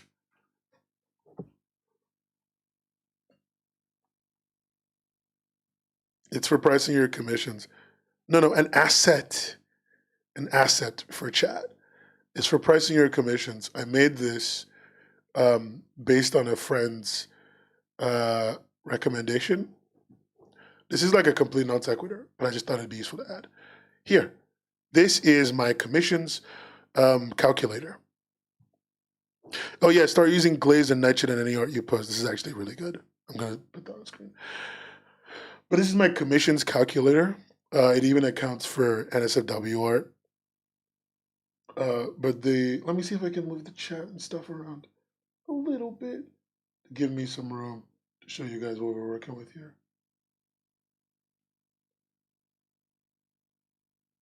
I decided to make something that I thought would be useful for calculating costs, and it based on minimum wage in your location. So it's currency agnostic. You just change this number and it changes everything into whatever currency you want. This is in dollars though. I'm assuming minimum wage of $20 an hour, and everything is based on hourly costs, based on how long it normally takes people. I'm gonna put more comments on it. But I was gonna share this in the Discord. It's a full calculator to kind of guess how much you make. So as an example, one character, half body sketch, plus line art, plus full color should be about $60. You can figure it out from there. Maybe you live in a country with a cheaper minimum wage or whatever, but I thought it'd be useful. So I'm happy to share this with chat. That's really it. Anyway, back to the thing. Back to the rest of our regularly scheduled show. Oh, she said, I want to know what kind of agreements they have in place for duration. Like what kind of entity structure is in place for licensing rights? If they consulted with legal. Geez, hun, they don't got legal. Jeez, legal is them Googling law.com, Googling on like, what is the law on X, blah, blah, blah. Like, that's it. They didn't consult with Jack anyone. Makes a great itemized receipt for folks who like to see the breakdowns of what they paid for. Yeah, I think it's also super cool. I'll put it in chat. It's not a big deal. Oh, they charged $5 for a half sketch and $15 for a fully lined and colored drawing.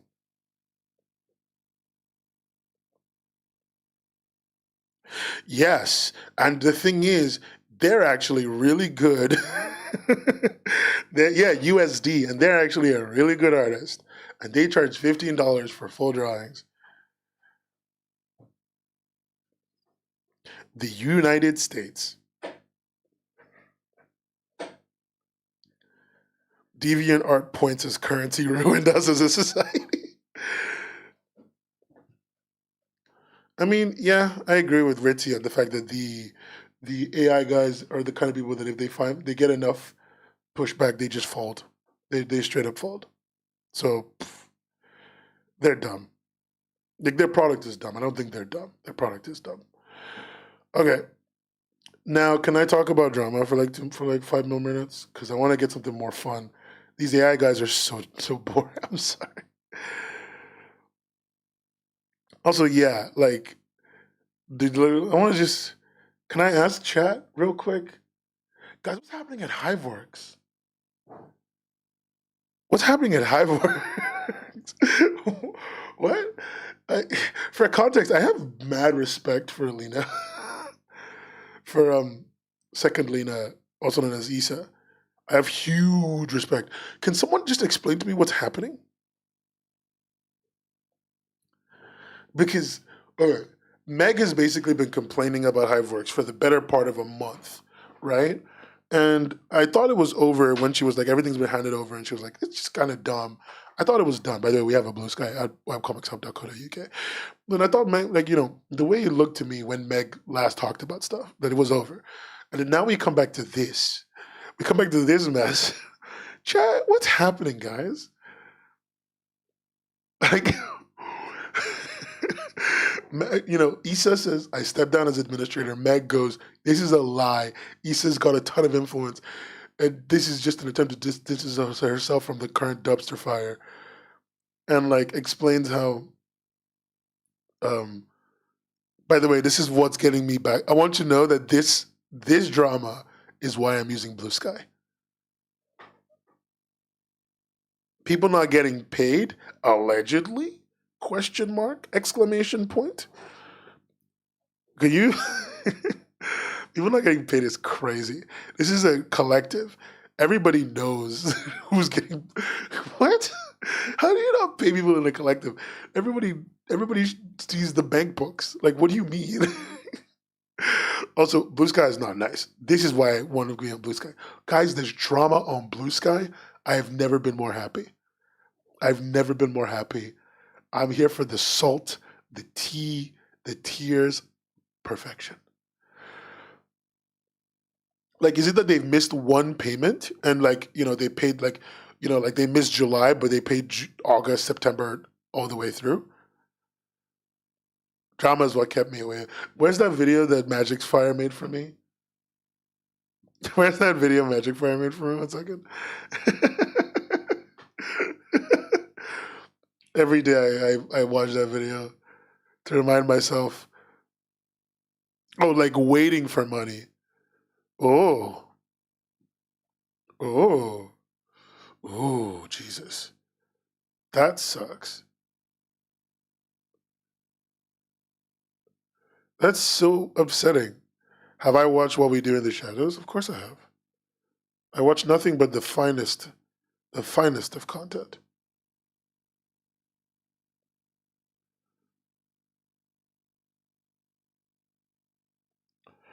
Unlisted save. Yeah. Sorry, I didn't like save my video. I'm an energy vampire? That's insane. How could you say that? That's so rude. That's so mean and horrible to say to me. Like I'm just a normal, everyday person.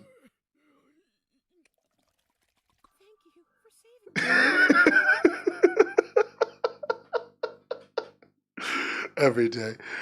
Anyway, more importantly, AI, it's not AI. Oh, because of the browser. It's beautiful. My Instagram is literally all AI and Sigma grind set ads, no matter how much I tell it to stop. Blue Sky feels so refreshing. It's beautiful. But, like, this is so strange. Like, okay, this is what confuses me, right? Like, in a collective, the idea is that everybody is aware of everything that is going on, right? Like, there are people who are managers and stuff, and that is their job to be aware, but everybody can be aware. Like, in a collective, if I wanted to know how much I paid Mark, for example, right? Or how much I paid Quanto, if anybody wanted to know how much the collective paid Quanto or Mark, they can ask and they'll be told. They'll be given the documentation to look over because we all own this together. So, like, we're all investors. Even if they're a publisher, they're a collective first, publisher second. So unless they've made their publishing arm privately owned and moved it away from the collective's control, which I think is a poorly advised thing to do, I think that's dumb. So wait, everyone is aware. They just don't know what to do about it. So they do nothing and hope it goes away on its own. I'm sorry, but that's stupid. That doesn't make any sense. Okay, Celeste, I'm confused because what do you mean they know they don't do anything? Like this is their company. Like they all own this company. They just need to change management. It's their power. Are they dumb?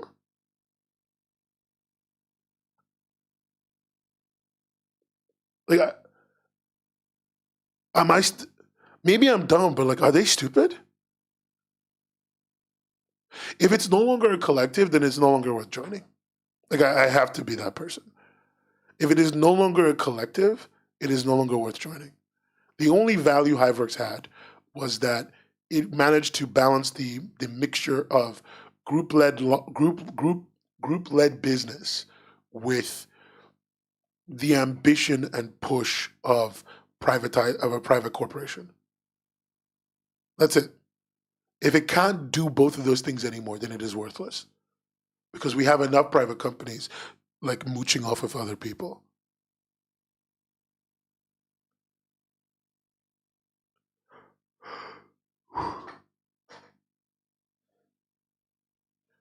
No, like it should be like I need you to understand something. Um, the team, the team that I work with to make videos and stuff, right? I consider us a collective. We're in a collective. We just all participate temporarily, right? Anyone in the collective can ask how much anyone else is paid, and I just tell them. Sometimes I just show PayPal receipts. Like if they paid for anything that they've done, I just show PayPal receipts. I don't even ask questions.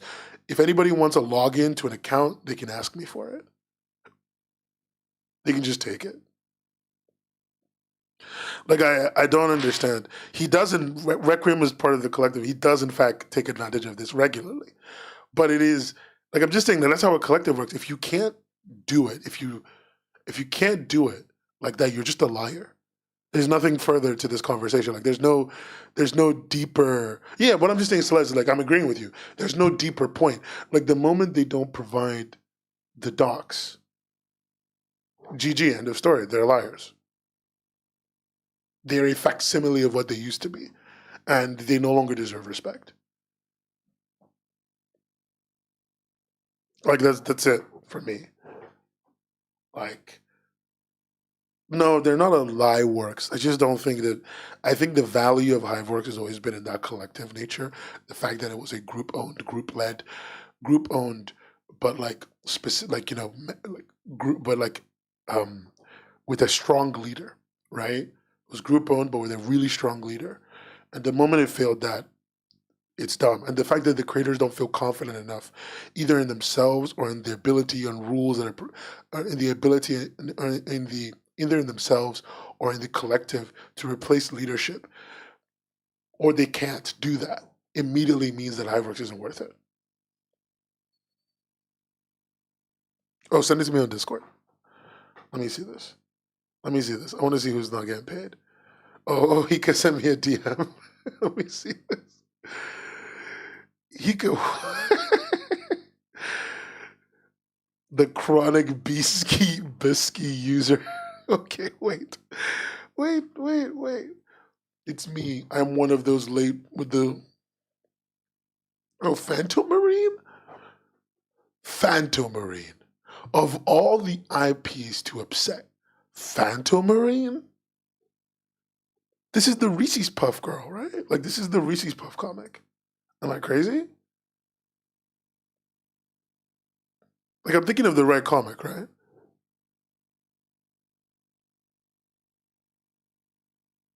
This is the animation where it's like, where they do the, oh, I'm crazy? Okay, thanks. Oh, I'm right. Which one?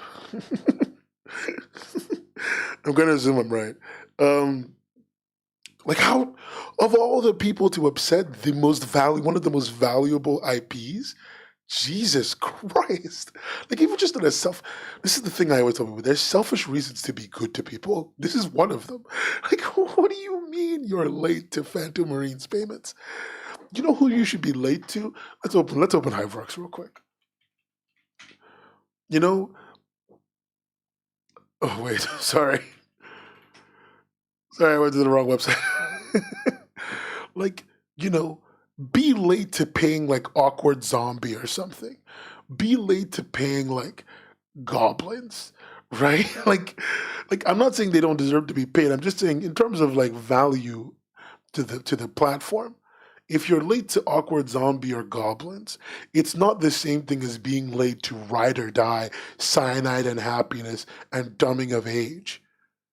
Like if you're gonna be late to someone who isn't like integral to your earnings as a company.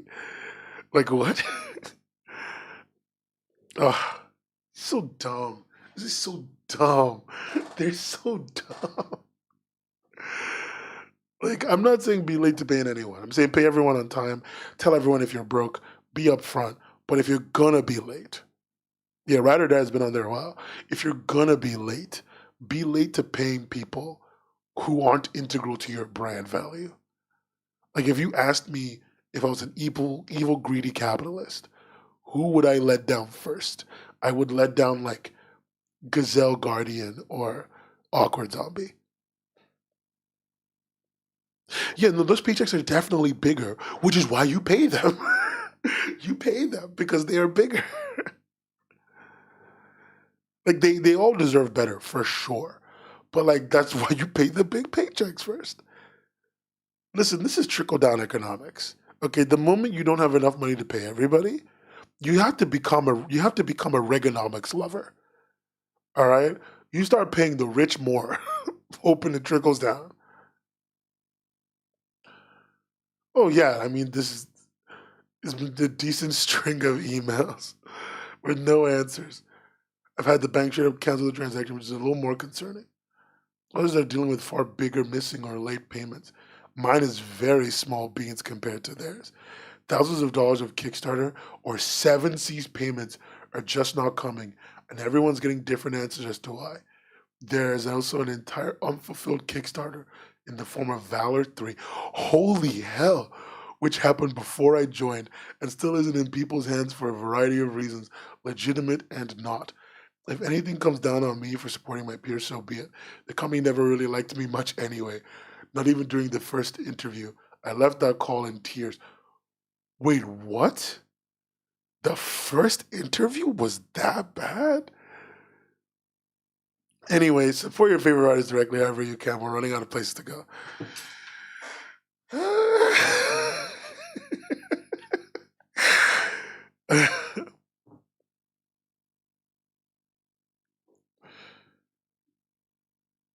um, I disagree, Hika, with your point, but I want to talk about that. I actually want to talk about that. Let me open Paint real quick. Sorry, chat. Give me a sec. Let me get Paint open because I want to talk about something that I believe, and I think, and I know, I'm young, dumb, and full of libel, but let me try. Let me try and let's see if I make some point. Make a point. Um,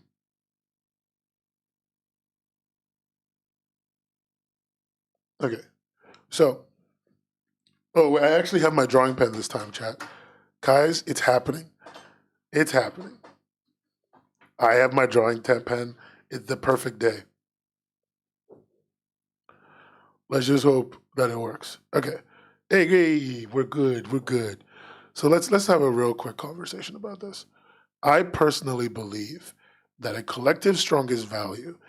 This is the way I personally believe a collective should operate. Right? In my mental brain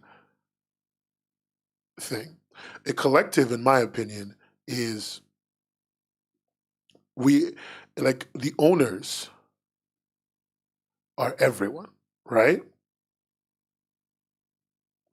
The managers are selected. And like corpo info can be accessed by like all parties, right? Like essentially this is how it is for me. In my mind, this is how it should work. Like a collective should even be more capable of operating as a company than a company like a privately owned company should, because everybody is aware of how much money is here. Everybody can question these people. Like everybody can question these people, the managers, and everybody knows how much money the company has, and everybody knows why the company spends money.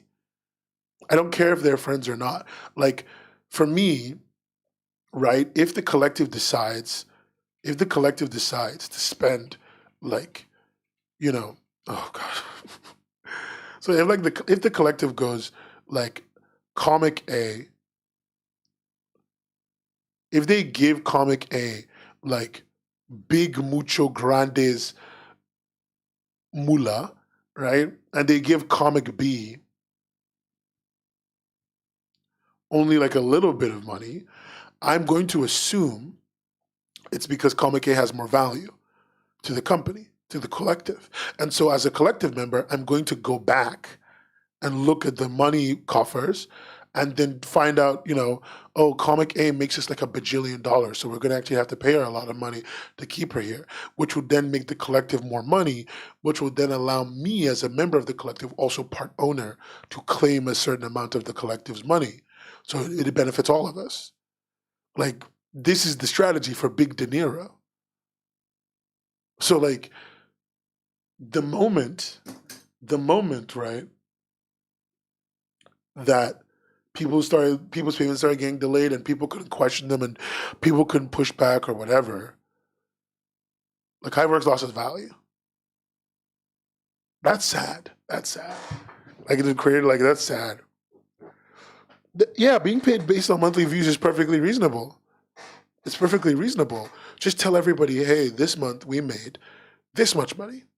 We made this much money this month. And from that money, we're paying comic A this percentage because they did this much percentage of views. Comic B this percentage because they did this percentage of total views. Comic C, blah, blah, blah, blah, blah. Like, that's it. That's all you do. Like, this isn't hard. What? This isn't difficult. Like, just being upfront and honest and truthful and direct isn't hard. You could automate most of this. The Kickstarter, and keeping Kickstarter money. Like the thing for me, Celeste, is that you can write a bot to do this work. Like, you don't even need a human being to interact. You can write a bot to read your bank account and do this work.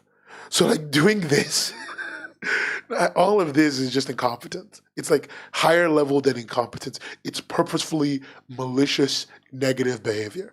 And someone somewhere is overspending, under delivering, blah, blah, blah. And your point does stand because you've been right the whole time. I'm just angry. I'm just like walking into the anger. Like this is the dumbest thing ever. Why are these companies always dumb as hell, man? Whatever. I'm gonna start my own collective. I was really not gonna do a collective. I really didn't want to do comic company stuff. I really pushed myself saying I'm not gonna do it. It's dumb. It's a bad idea. I'm not gonna do it.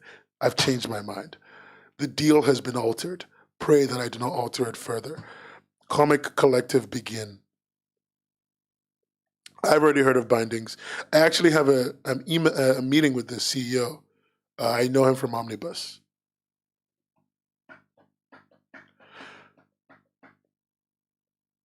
Yeah. No, the thing is, no, Sim. What Meg was talking about was mild incompetence. Mild incompetence is fine. Mild incompetence is fine. People being kind of stupid and goofy and being kind of high school people is fine. It happens. The problem with being in art, and we can all admit this, that one of the biggest problems of the art industry is that we spend so much time around each other because we need each other to be able to succeed. We talk to each other so much that we just have stupid arguments. Like I cannot tell you how many times I've hung out with artists and I'm having a conversation with them and we end up in a dumb argument because we just hang out with each other so much because the industry requires us to do that to an extent.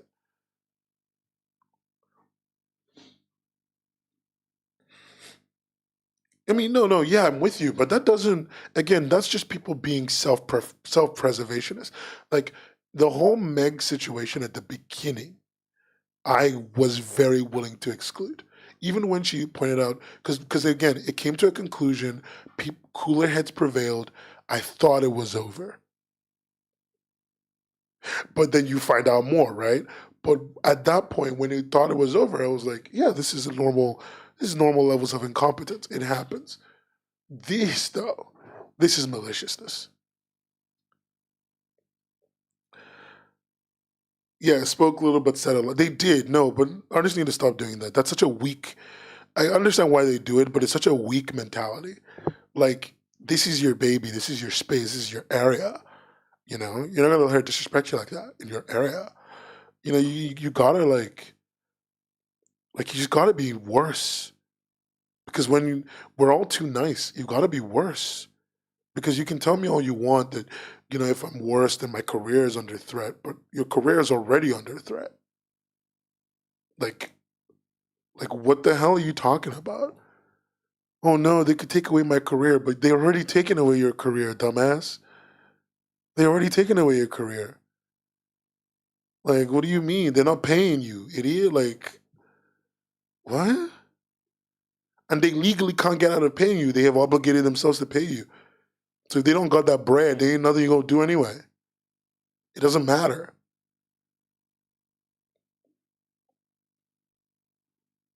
Like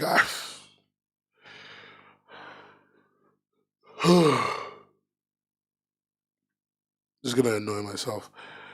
People respect the image of Hiveworks a lot. No, they do. I do. Because the image of Hiveworks is it means something still. Because every company in the world is trying to be Webtoon. And Hiveworks and Spider-Forest aren't. But Hiveworks is actually making money, not being Webtoon.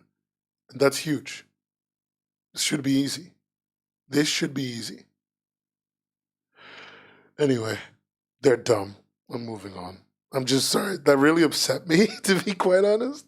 Like, it legitimately made me very angry. In a way that I haven't been angry in a while. Because it's a level of incompetence that is insulting. It's a level of incompetence and purposefully malicious behavior that is insulting. That don't really... Every time people ask me if they should join, I always tell them to join Hiveworks. And I don't think I'll be seeing that for a while, if at all. Anyway, let's talk about something happier. Let's talk about something much happier. Guys, hold on, I have a video for this.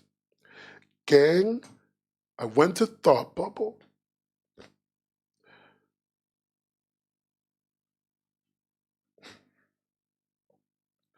I mean, start a collective is an interesting thing. It's hard to do, though. Starting a meaningfully successful collective is hard to do. Oh, they're closed, but they have open auditions every X so often. All collectives kind of do that. Anyway, what was I going to say? Guys, here, I want to see your supercut. You get to see my face in this one. You get to see my face in this one. This is a supercut of me being out at Thought Bubble this year. So, get ready for it. It's gonna be fun. Look, guys, I'm out with an influencer. I'm just a starving up. Doing my best. The Logan Paul fight, All right. pretty much the whole time. Ooh. Yeah, it's not Logan Paul, the Jake Paul fight. Do you know about the fight? No. You know Jake Paul? Yes. He fought Mike Tyson. Oh. Yeah. Oh. Can I just pay for it? It looks beautiful. This is so big. It's actually perfect. I bought that poster. It's here. It is very good size. You're not tinted. Have you filmed yourself at all? Me? Like no, I never film my person. No, you can't just, It was working. you press a button and then it films you. Oh God. Yeah. You just wanted to touch the gimbal, didn't you? Food looks so good. I've never actually eaten in a Greek restaurant. Yeah, it was pretty fun. I love Thought Bubble. It was awesome. That's like a supercut of everything we did. We did so much. I met so many people. I got so many cards. Oh, it was so perfect. The food was really good. I got pork souvlaki. It was very quite nice. It was actually very nice. I don't think there's anything to swoon about. I look terrible. I look like hell. I'm wearing my overly big jacket. It was pretty fun though. Uh, did you call me a sweet baby boy?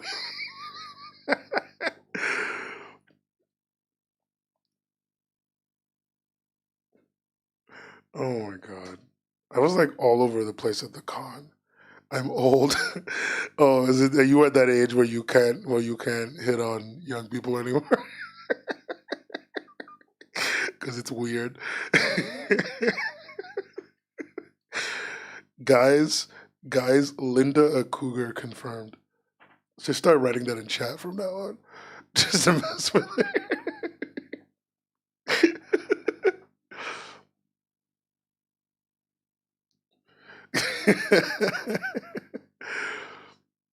I will never understand why she supports me. I bully her way too much. She's so perfect. Oh my god. Eh, eh. Well, it was really fun.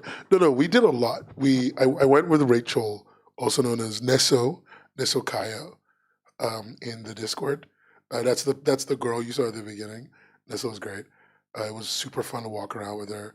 I brought her as my plus one of my press pass, and we just kind of walked around, hung out, um, met people, talked about comics all day. I met a lot of different people with lots of different thoughts and opinions and ideas that I really wanted to take back with me. I heard a lot of stories there, a lot of interesting stories.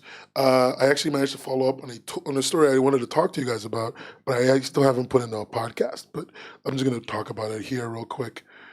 Um, this company, this company, Fable, is a very UK-based company right now. They're doing more comic stuff. Um, I got to speak to the creators Fable. I got to speak to people there. I speak to Michael, this guy. I got to speak to Liam as well, I believe. No, not Liam, sorry, Chris.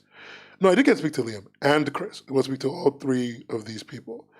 Um, and I also got to speak to the creator. No, they weren't at Thought Bubble. I got to speak to the creator of the comic at Thought Bubble that they're pushing. This one, Flesh and Blood. And he gave me some insight into their deal and how much money was involved, and the whole deal with Thought Bubble. Sorry, Thought Bubble with Fable. So that was really fun and interesting to learn about. I got tons of comics were purchased. Um, and I actually bought enough books that I think, if you've been watching my channel for a while, I make little mini book reviews. Mini book reviews are back. They're coming back. They're just going to a different. They're going to be going on the main channel as well, along with my new series of webcomic reviews that I'm doing. So that's going to be fun. Hopefully everything can be weekly, and there will always be weekly content. At least they'll all be shorts though, because I'm tired. I don't have time for long videos. And no, it was actually an incredibly interesting experience. I met a lot of my usual favorite people. Luxiva, my favorite creator, um, and lots of people in manga. British manga seems to be having a really good year. A lot of people in the comic space are having a really bad year. I've heard some deals weren't going through, etc., etc. But I've heard overall for a lot of the people, for a lot of the more experienced creators, it's an all right year, but it's a bad year to be new. That's the thing. The Bubble is a great place to meet people. You should go. It's a con for meeting creators. That's it. Nobody makes a profit. Most people break even. Most people break even. It's not really. Um, it's not really a place for a con for going to make a bunch of money. Yeah, Lux has been working on Merryweather comics for a while, I think. Um, but yeah, no, no, yeah, it's gonna be fun. I mean, look, I want to do more webcomic reviews. There's just not much to say about most comics. A lot of comics are just not good, and the ones that are good are mildly interesting. If you want someone who does a lot of webcomic reviews, I actually have a recommendation. Um, this person, Although I think he's making videos for me from now on. This person makes a lot of really good webcomic videos, and my favorite video of his is this one. He reviewed like 8 webcomics. I think he reviewed Miss Misery's comic as well. Yeah, it's a great video. It's actually a really good video. I watched it a few times. Yeah. I want people to watch it because I think it's a great video. It's in chat. That's in chat. They're in Twitch. But yeah, it's 8 Requiems. Great guy. It was a great video, Miss Misery. We actually talked a lot about your comic when he was making this. And yeah, no, that was one of the reasons I talked about it as well at one point, because we had just been talking about it so much. No, we really love the fact that you don't make black people look weird. Like it sounds like a very small thing. Yeah, they are on my server. It sounds like a very small thing, but Miss Misery, Earthshine makes black people look literally reasonable, and we are all happy for that. This is not a bit. This is not a drill. Anyone who labeled this drill is getting fired. Anyway, this is not a drill. Like, for real, one of the biggest problems of reading comics is that most people draw black people to be caricatures of themselves, or poorly, or not at all. And Earthshine is this amazing comic that draws it. People of color perfectly. Like, perfectly. Different hairstyles, different looks. They don't all look like Killmonger. God, that was... Guys, it's a revolution. It's a revolution. They don't all look like Killmonger. Isn't that crazy? No. Y'all know, you know what I'm talking about. You know the hairstyle. The Killmonger cut is not dead. It's not dead. Look at it. Look, I'm going to write black character. What's that League of Legends shooter game again? Valorant. Look, you shut up. Whoever said the Killmonger look is dead, you're a fool. You're a fool. It's so Jover. But yeah, no, you don't know how much that means to like the team. Yeah, like just to a lot of people. I often show people. Oh yeah, the Webtoon contest thing literally has. Yeah, no, the notice literally has Killmonger haircut guy. Yeah, they gave Miles the Killmonger haircut. Anyway, whatever. I'm just, like, I know it's not the biggest deal in the world, Miss Misery, but I need to say, like, it's a big motivating factor behind one of the reasons I recommend your comic to everybody, because it's nice to not be treated like a clown. It really is. They Killmongered Miles, bro. It's Jover. It's actually Jover. Anyway, that's this week. This week has been kind of intense. Today's episode was kind of intense. Is there anything chat wants to share? Tell me their thoughts on. Maybe I went too far somewhere. Maybe I was wrong. Maybe you just wanted to ask me a question and you didn't get a chance to. Now's a great time. Now's a really great time. I've been working all day, so I'm kind of just immobile right now. How's my day been? Well, I had to fix my shed and rewire some lights and redo up my house so that it became a little bit less cold. And it worked, so that's great. Very eventful. Killmonger and the purple hair streak, are they cousins? Yes. They are distant cousins, once removed. Your cooking Friendsgiving food? Any new webcomics to share? Huh. I do actually have one. Oh yeah, I'm listening to the new Kendrick. I am listening to the new Kendrick. I am still getting through it. Give me some time. Okay? Give me some time. I'm gonna be quoting lines. It's only a matter of time.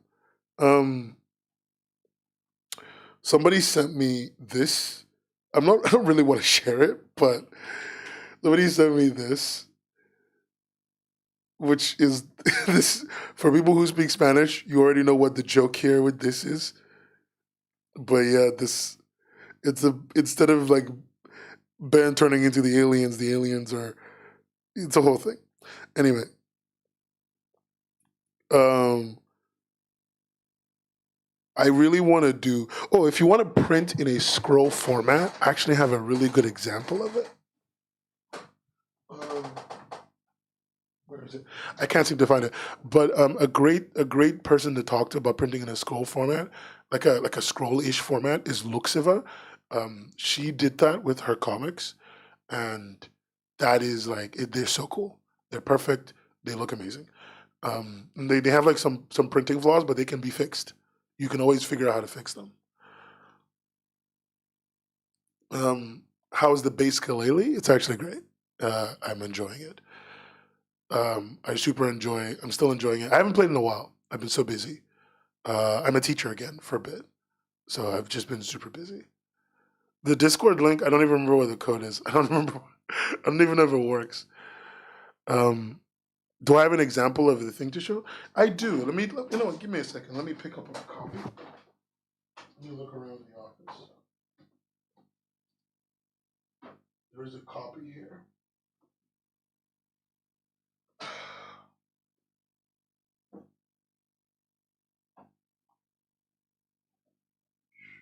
Where the hell did I put this? Yeah.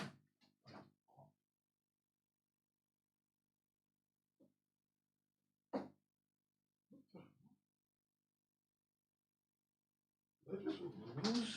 Oh, there.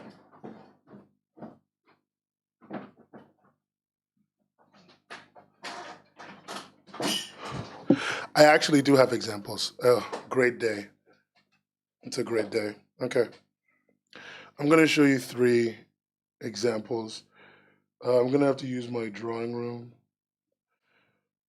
So these are some comics printed in scroll format. There's actually four I have.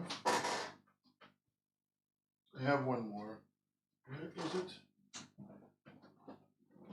So there's a few bindings you can do. This is an open back binding. This one seems to work the best because this is from a Chinese comic I bought. This one seems to work the best because one of the biggest problems of printing with a traditional binding on your book is that it will actually pull your pages in. So you do need to give an appropriate white space so that it actually like can all be visible. You can see that problem happening. So these are Luxiva's printed comics. You can see that problem happening here. Some of the pages get pulled in a little bit, which is causing a little bit of a problem, but um, here and there. But I think Lux did a great job, and so it came out pretty decent and like quite nice. I would say give it a little bit more white space, and you would have the problem solved. But yeah, these are an unusual size. But what's really cool about this is, um, what is it? This is I can't show you this. I can't show you that. That's a release. That's a book I can't show anyone. Okay, so this is Luxiva's regular issue. This is the size of this. So it's just about the length, but about half the width. So for the same amount of paper as one full comic, you can make two of these. So it might be worth looking into this as a way to cut costs because you could make two of these from one of these. The thing is, the odd sizing will still cost a little bit more, but if you have a local printer, you might be able to get the cost reduced if you can talk to them. So I really do love these scroll format style prints, and I think more people should do them. I also think if you want to do something bigger, definitely look into printing like this. It's printed on quite a thick cardstock for the cover.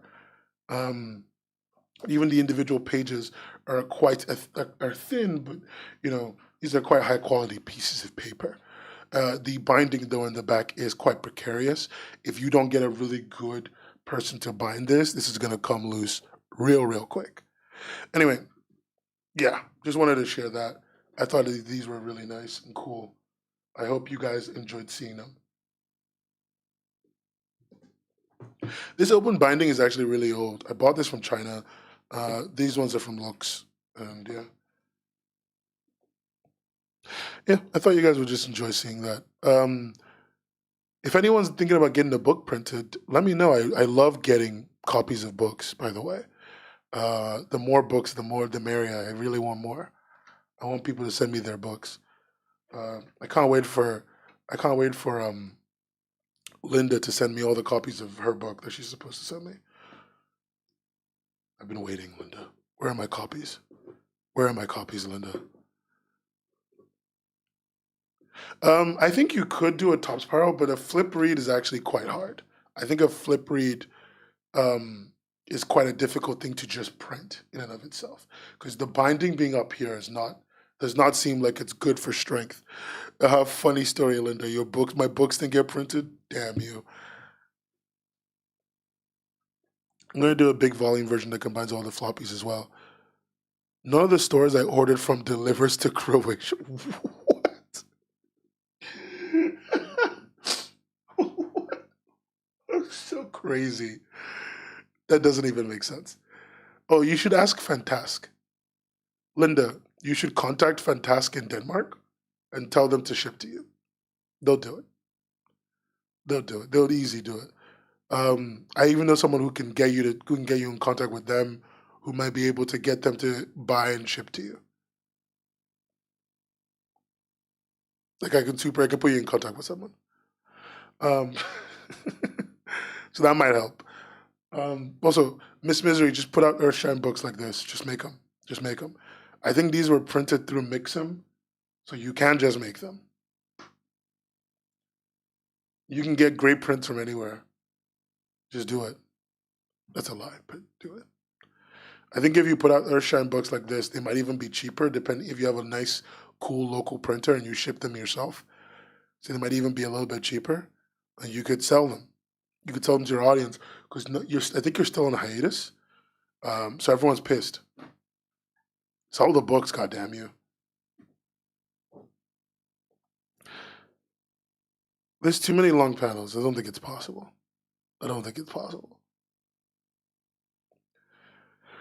Printing at home is not fun.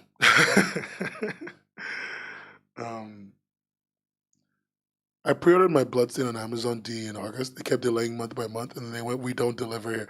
That's nuts. What? That's like the whole point of Amazon DE, to deliver anywhere in Europe. Like what?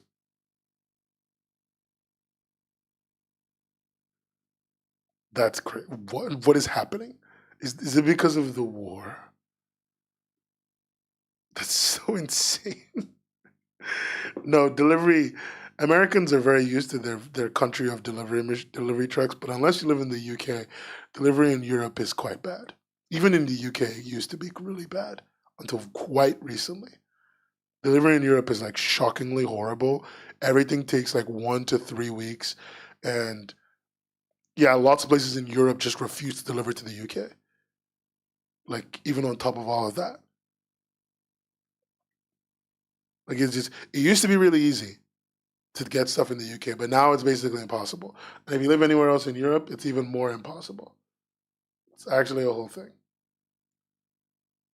We don't really do a lot of deliveries. It's why we all mail things to each other. No, not exactly Brexit, but whatever. It's why we all mail things to each other. If you ever wonder why almost every creator in Europe is like willing to mail you stuff, it's because that's just much easier than dealing with anything else. Buying it yourself and mailing it to you is faster.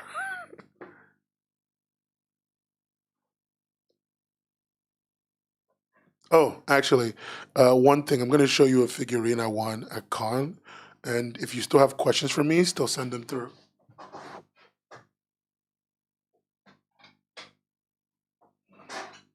Hi, Paris. Thanks for showing up.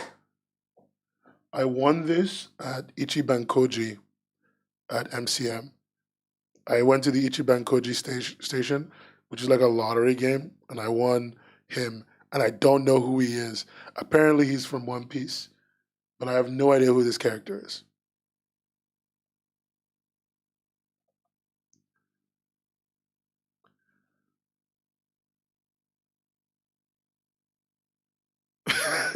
Top Cow sent the wrong stuff. Well, the wrong.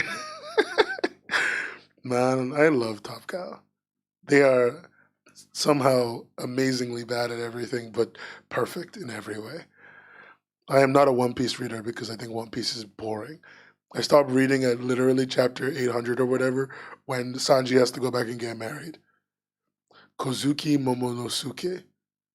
Is that the little kid? Isn't that the little kid that was crying early on in the series? Bye, Paris.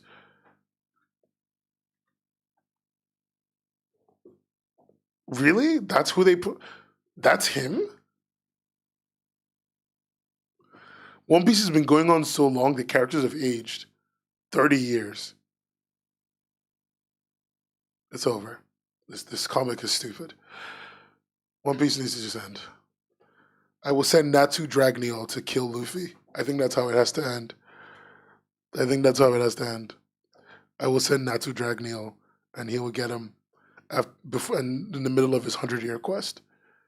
It'll be Jover, as it should be. Stupid One Piece fans. Stupid sexy Flanders. That's what that sounds like. Listen, Quanto, I don't care. I said my piece. I've said my piece. Okay. All right, Chad. I am tired. I want to take a minute and just say thanks for being here. You like my keyboard? It's an IF95 from Kinovo. It's actually very cheap.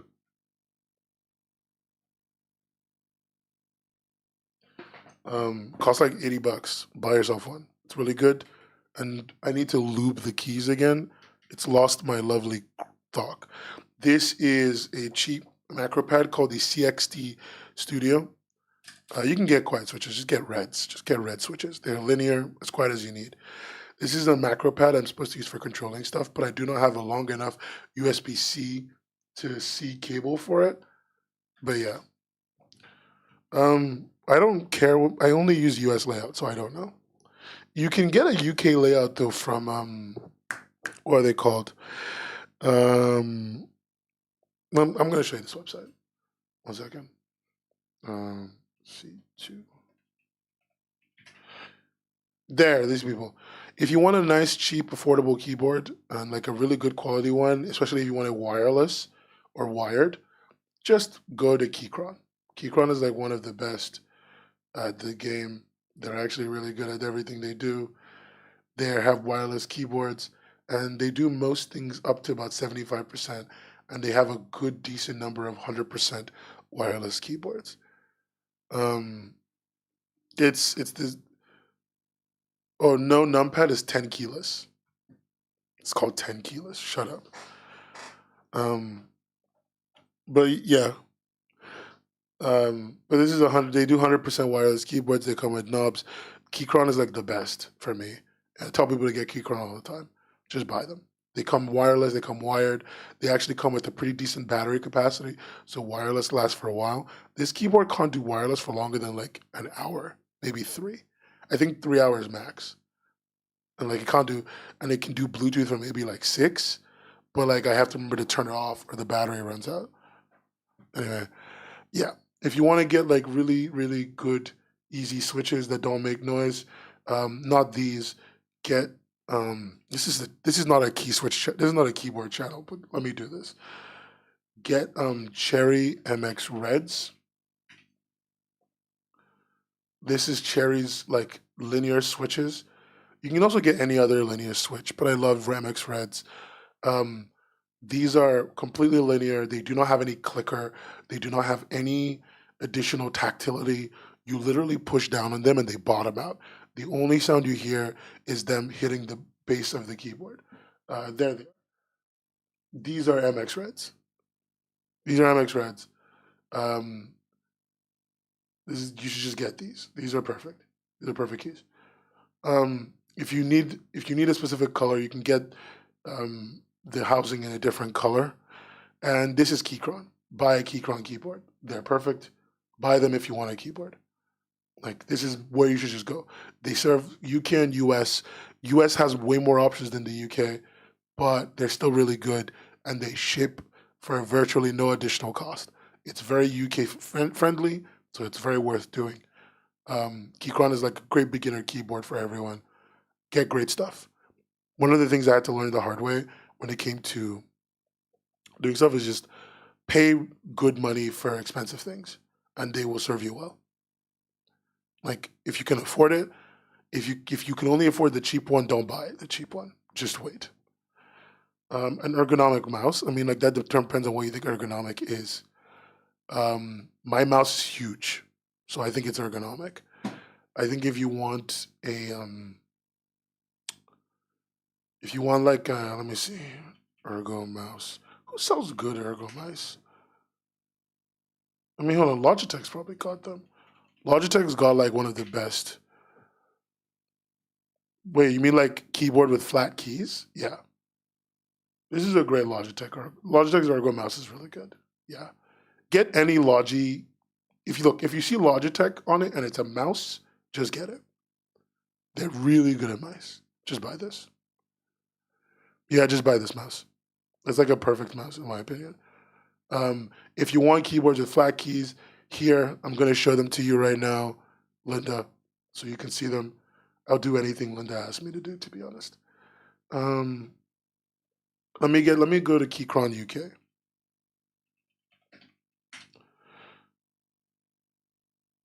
Okay. Where is it? Is it here? Here. So what you're looking for, Linda, is what's called a low profile keyboard, right? There's lots of different versions of low profile keyboards, and they've got the K Max and the K Pro series. I prefer K Pro. So the way they work is the keys are super thin, right? Like ultra thin, and so the keyboard can be ultra thin, right? Like see that key? That's how deep it is. That's it. That's as deep as it's gonna get. I'm trying to find a profile view for you so you can really like see it, but I'm sure it's all on the US website. I hate that about them, but whatever.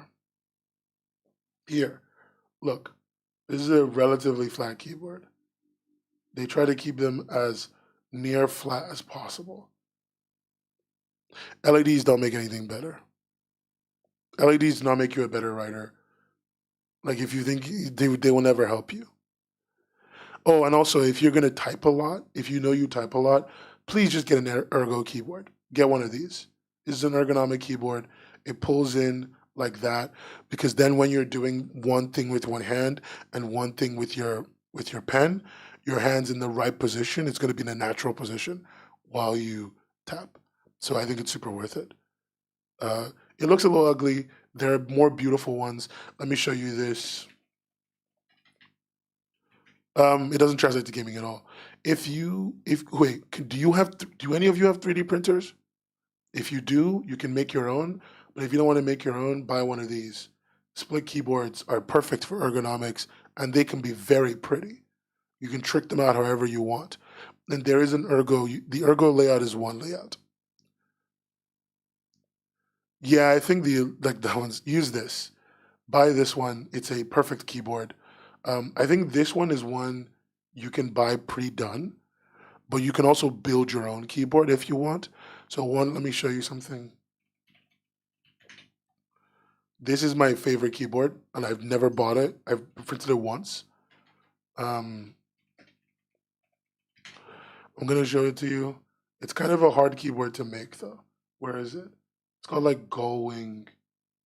Have they taken it down? No, they've taken it down. They've taken it down. Oh no. It's a keyboard that has like let me look at Glove 80, but it's a keyboard that has like it goes vertically upwards. Oh, these. I hate these. Like people always tell me they want to get this in the tech team. I hate this. I absolutely hate this. No. No, it doesn't work for me. It actually does not work for me. God, that's awful. I have very like flat appendages. No, it's not a hacker keyboard. This is a mom keyboard. This is a mom keyboard if there ever was one. But yeah, split keyboards are worth it. If you're a creative, get a split keyboard. You can put all your commands on one half of the keyboard, and it's almost always worth it. Please get a split keyboard. Spy Kids looking at, yeah. I don't like this though. I can understand why you would like it, but I don't. Oh, let me see. You know all the keywords. I bet this is the keyboard I'm gonna hate. Oh, you know what? I do like this. I do like this. The keyboard I wanted to show you guys is kind of like the Digma in that it is always elevated. It's just 3D printed to be elevated, which is what I want. I want it to be elevated all the time. Can I tell you guys something? I've wanted to make one of the videos I've really wanted to make for the channel is tech reviews for artists. Like just buying something and talking about how it would be for an artist. And like that's it. Like cause I'm gonna be so real. One of my long-term things to do, I don't have the money for this stuff, but one of my long-term things to do is to get is to make a drawing pen company. Like you know how every tablet's got a different standard for the drawing pens? Make it so that you have one drawing pen you can use on anything, very basically. And then it's also fat, so you don't have to get like you guys don't have to put like stuff on your pen to make them a fat grip. It just is a fat pen. Like I've wanted to make that for a long time. I have like a bunch of sketches. I literally called it um chub pens because I thought it was a sad name. But yeah, I really want to do tablet testing. I do really want to do that, but I don't really have much. I feel like I wouldn't get more than like 2 tablets before they start blacklisting me because I'll be so mean. I'll be so mean. Like there's like literally Clip Studio gave me a free tablet and I still criticized it. So not Clip Studio. XP Pen gave me a free tablet and I still criticized it. Like something's wrong with me. I can't. I had like 16 things to say. Like like let me show you something. This is my tablet, right? This is a Wacom Intuos M. This is a Wacom Intuos M.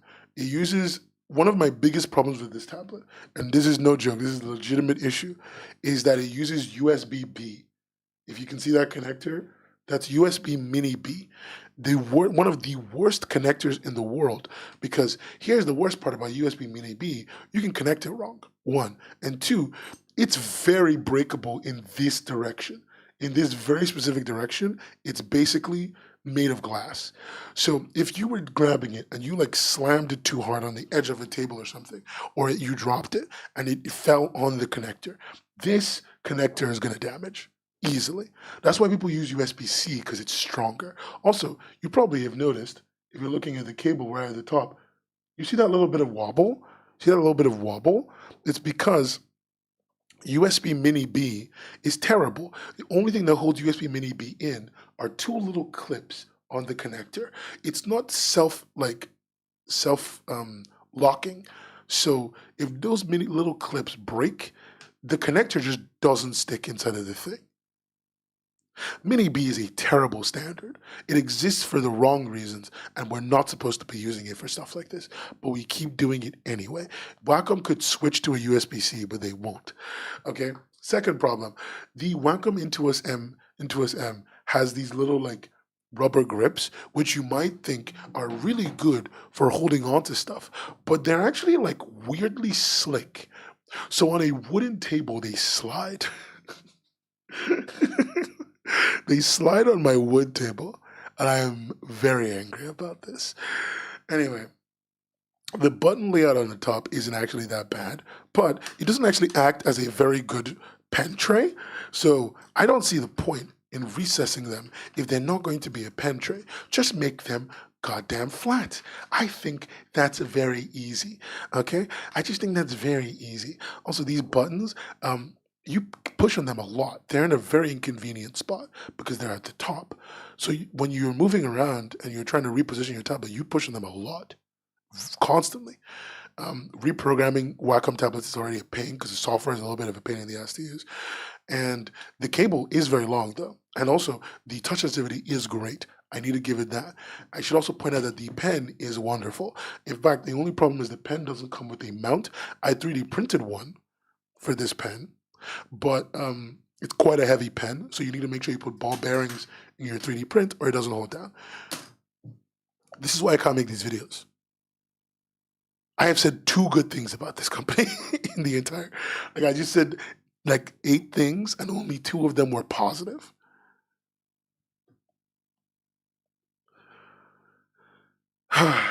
Don't get me started about the XP pen, art, what you call it, artist 12. That one that has like a dual. No, not gonna deal with that. Like it's just like so many things. Oh my god, the number of tablets that are not made for left-handed people is unbelievable, unbelievable. Oh, I have one more good thing to say about this tablet. One more good thing. It's Bluetooth. So all the problem with the connectors I was talking about, just use it without the connector. It's actually a really good Bluetooth signal and it sips power. So I've actually had this thing on for days, but it also auto turns off when you don't draw on it for like 20 minutes. So it's a long time before it turns off. So it is great. I should say that is a really good thing about this tablet.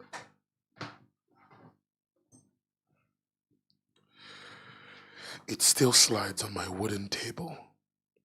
It slides on my wooden table. I'm sorry, this frustrates me.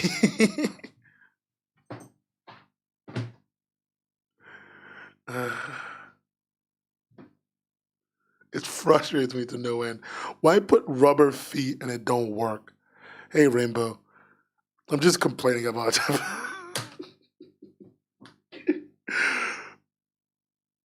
Yeah, like I really tried to be nice.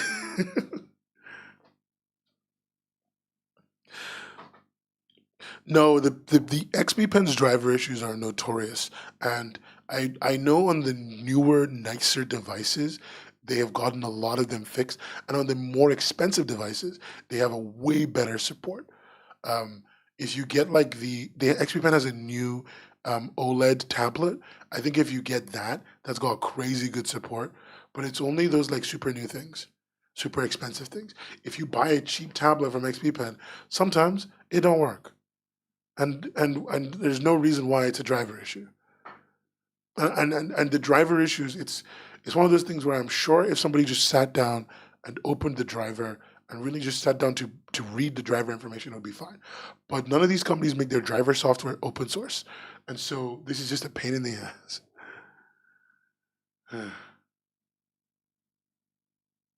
No, I respect the fact that people have all these. I agree with you. The 16 inches is the perfect size. I really do agree with that. Whenever I use I think the iPad size and the bigger between 13 and 16, I think is perfect for a drawing tablet. Like absolutely perfect. 13 and 16, perfect sizes. I think anything smaller than that is too small. Anything bigger than that is too big for screen tablets. But I also understand why you might want a 20 plus inch screen tablet. I just think there's no point getting one unless you get an OLED one because there are OLED models now. And I think OLED models are the only thing worth getting because the tablet's supposed to be color accurate. Get the most color accurate tablet, an OLED model. Like what? No, they do. They work better because they have better driver support. They're not better. Yeah, you have limited space. You guys like to work together. You like to sit together. Guys. Linda and Stepan sit together in their office because they can't be apart from each other. Oh my god! Every time we make fun of Linda, Stepan hears it.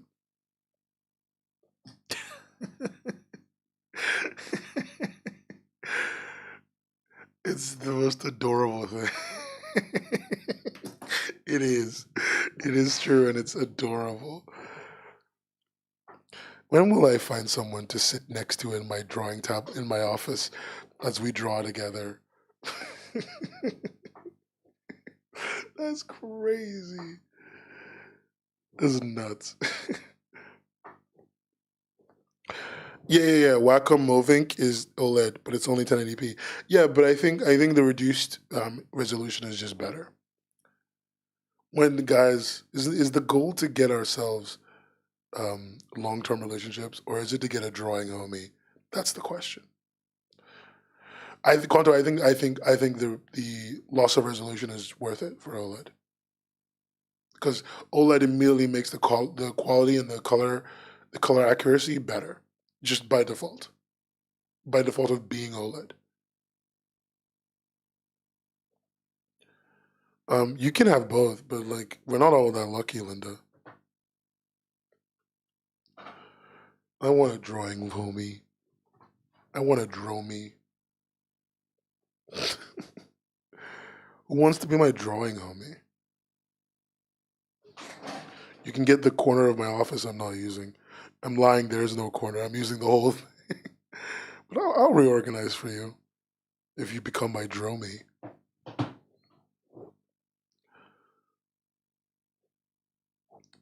You think that I should draw my own waifu? Is that what you're saying? I draw my own husbando. You're insane. Draw. I hate y'all. Y'all are cringe. My chat is the cringiest group of people ever.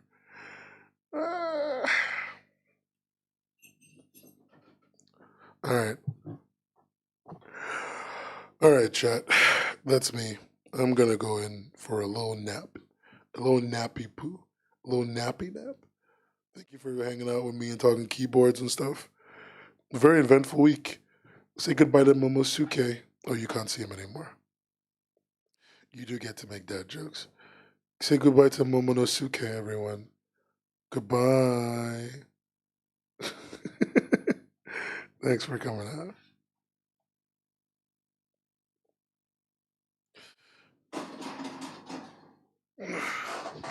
Anytime. Have fun.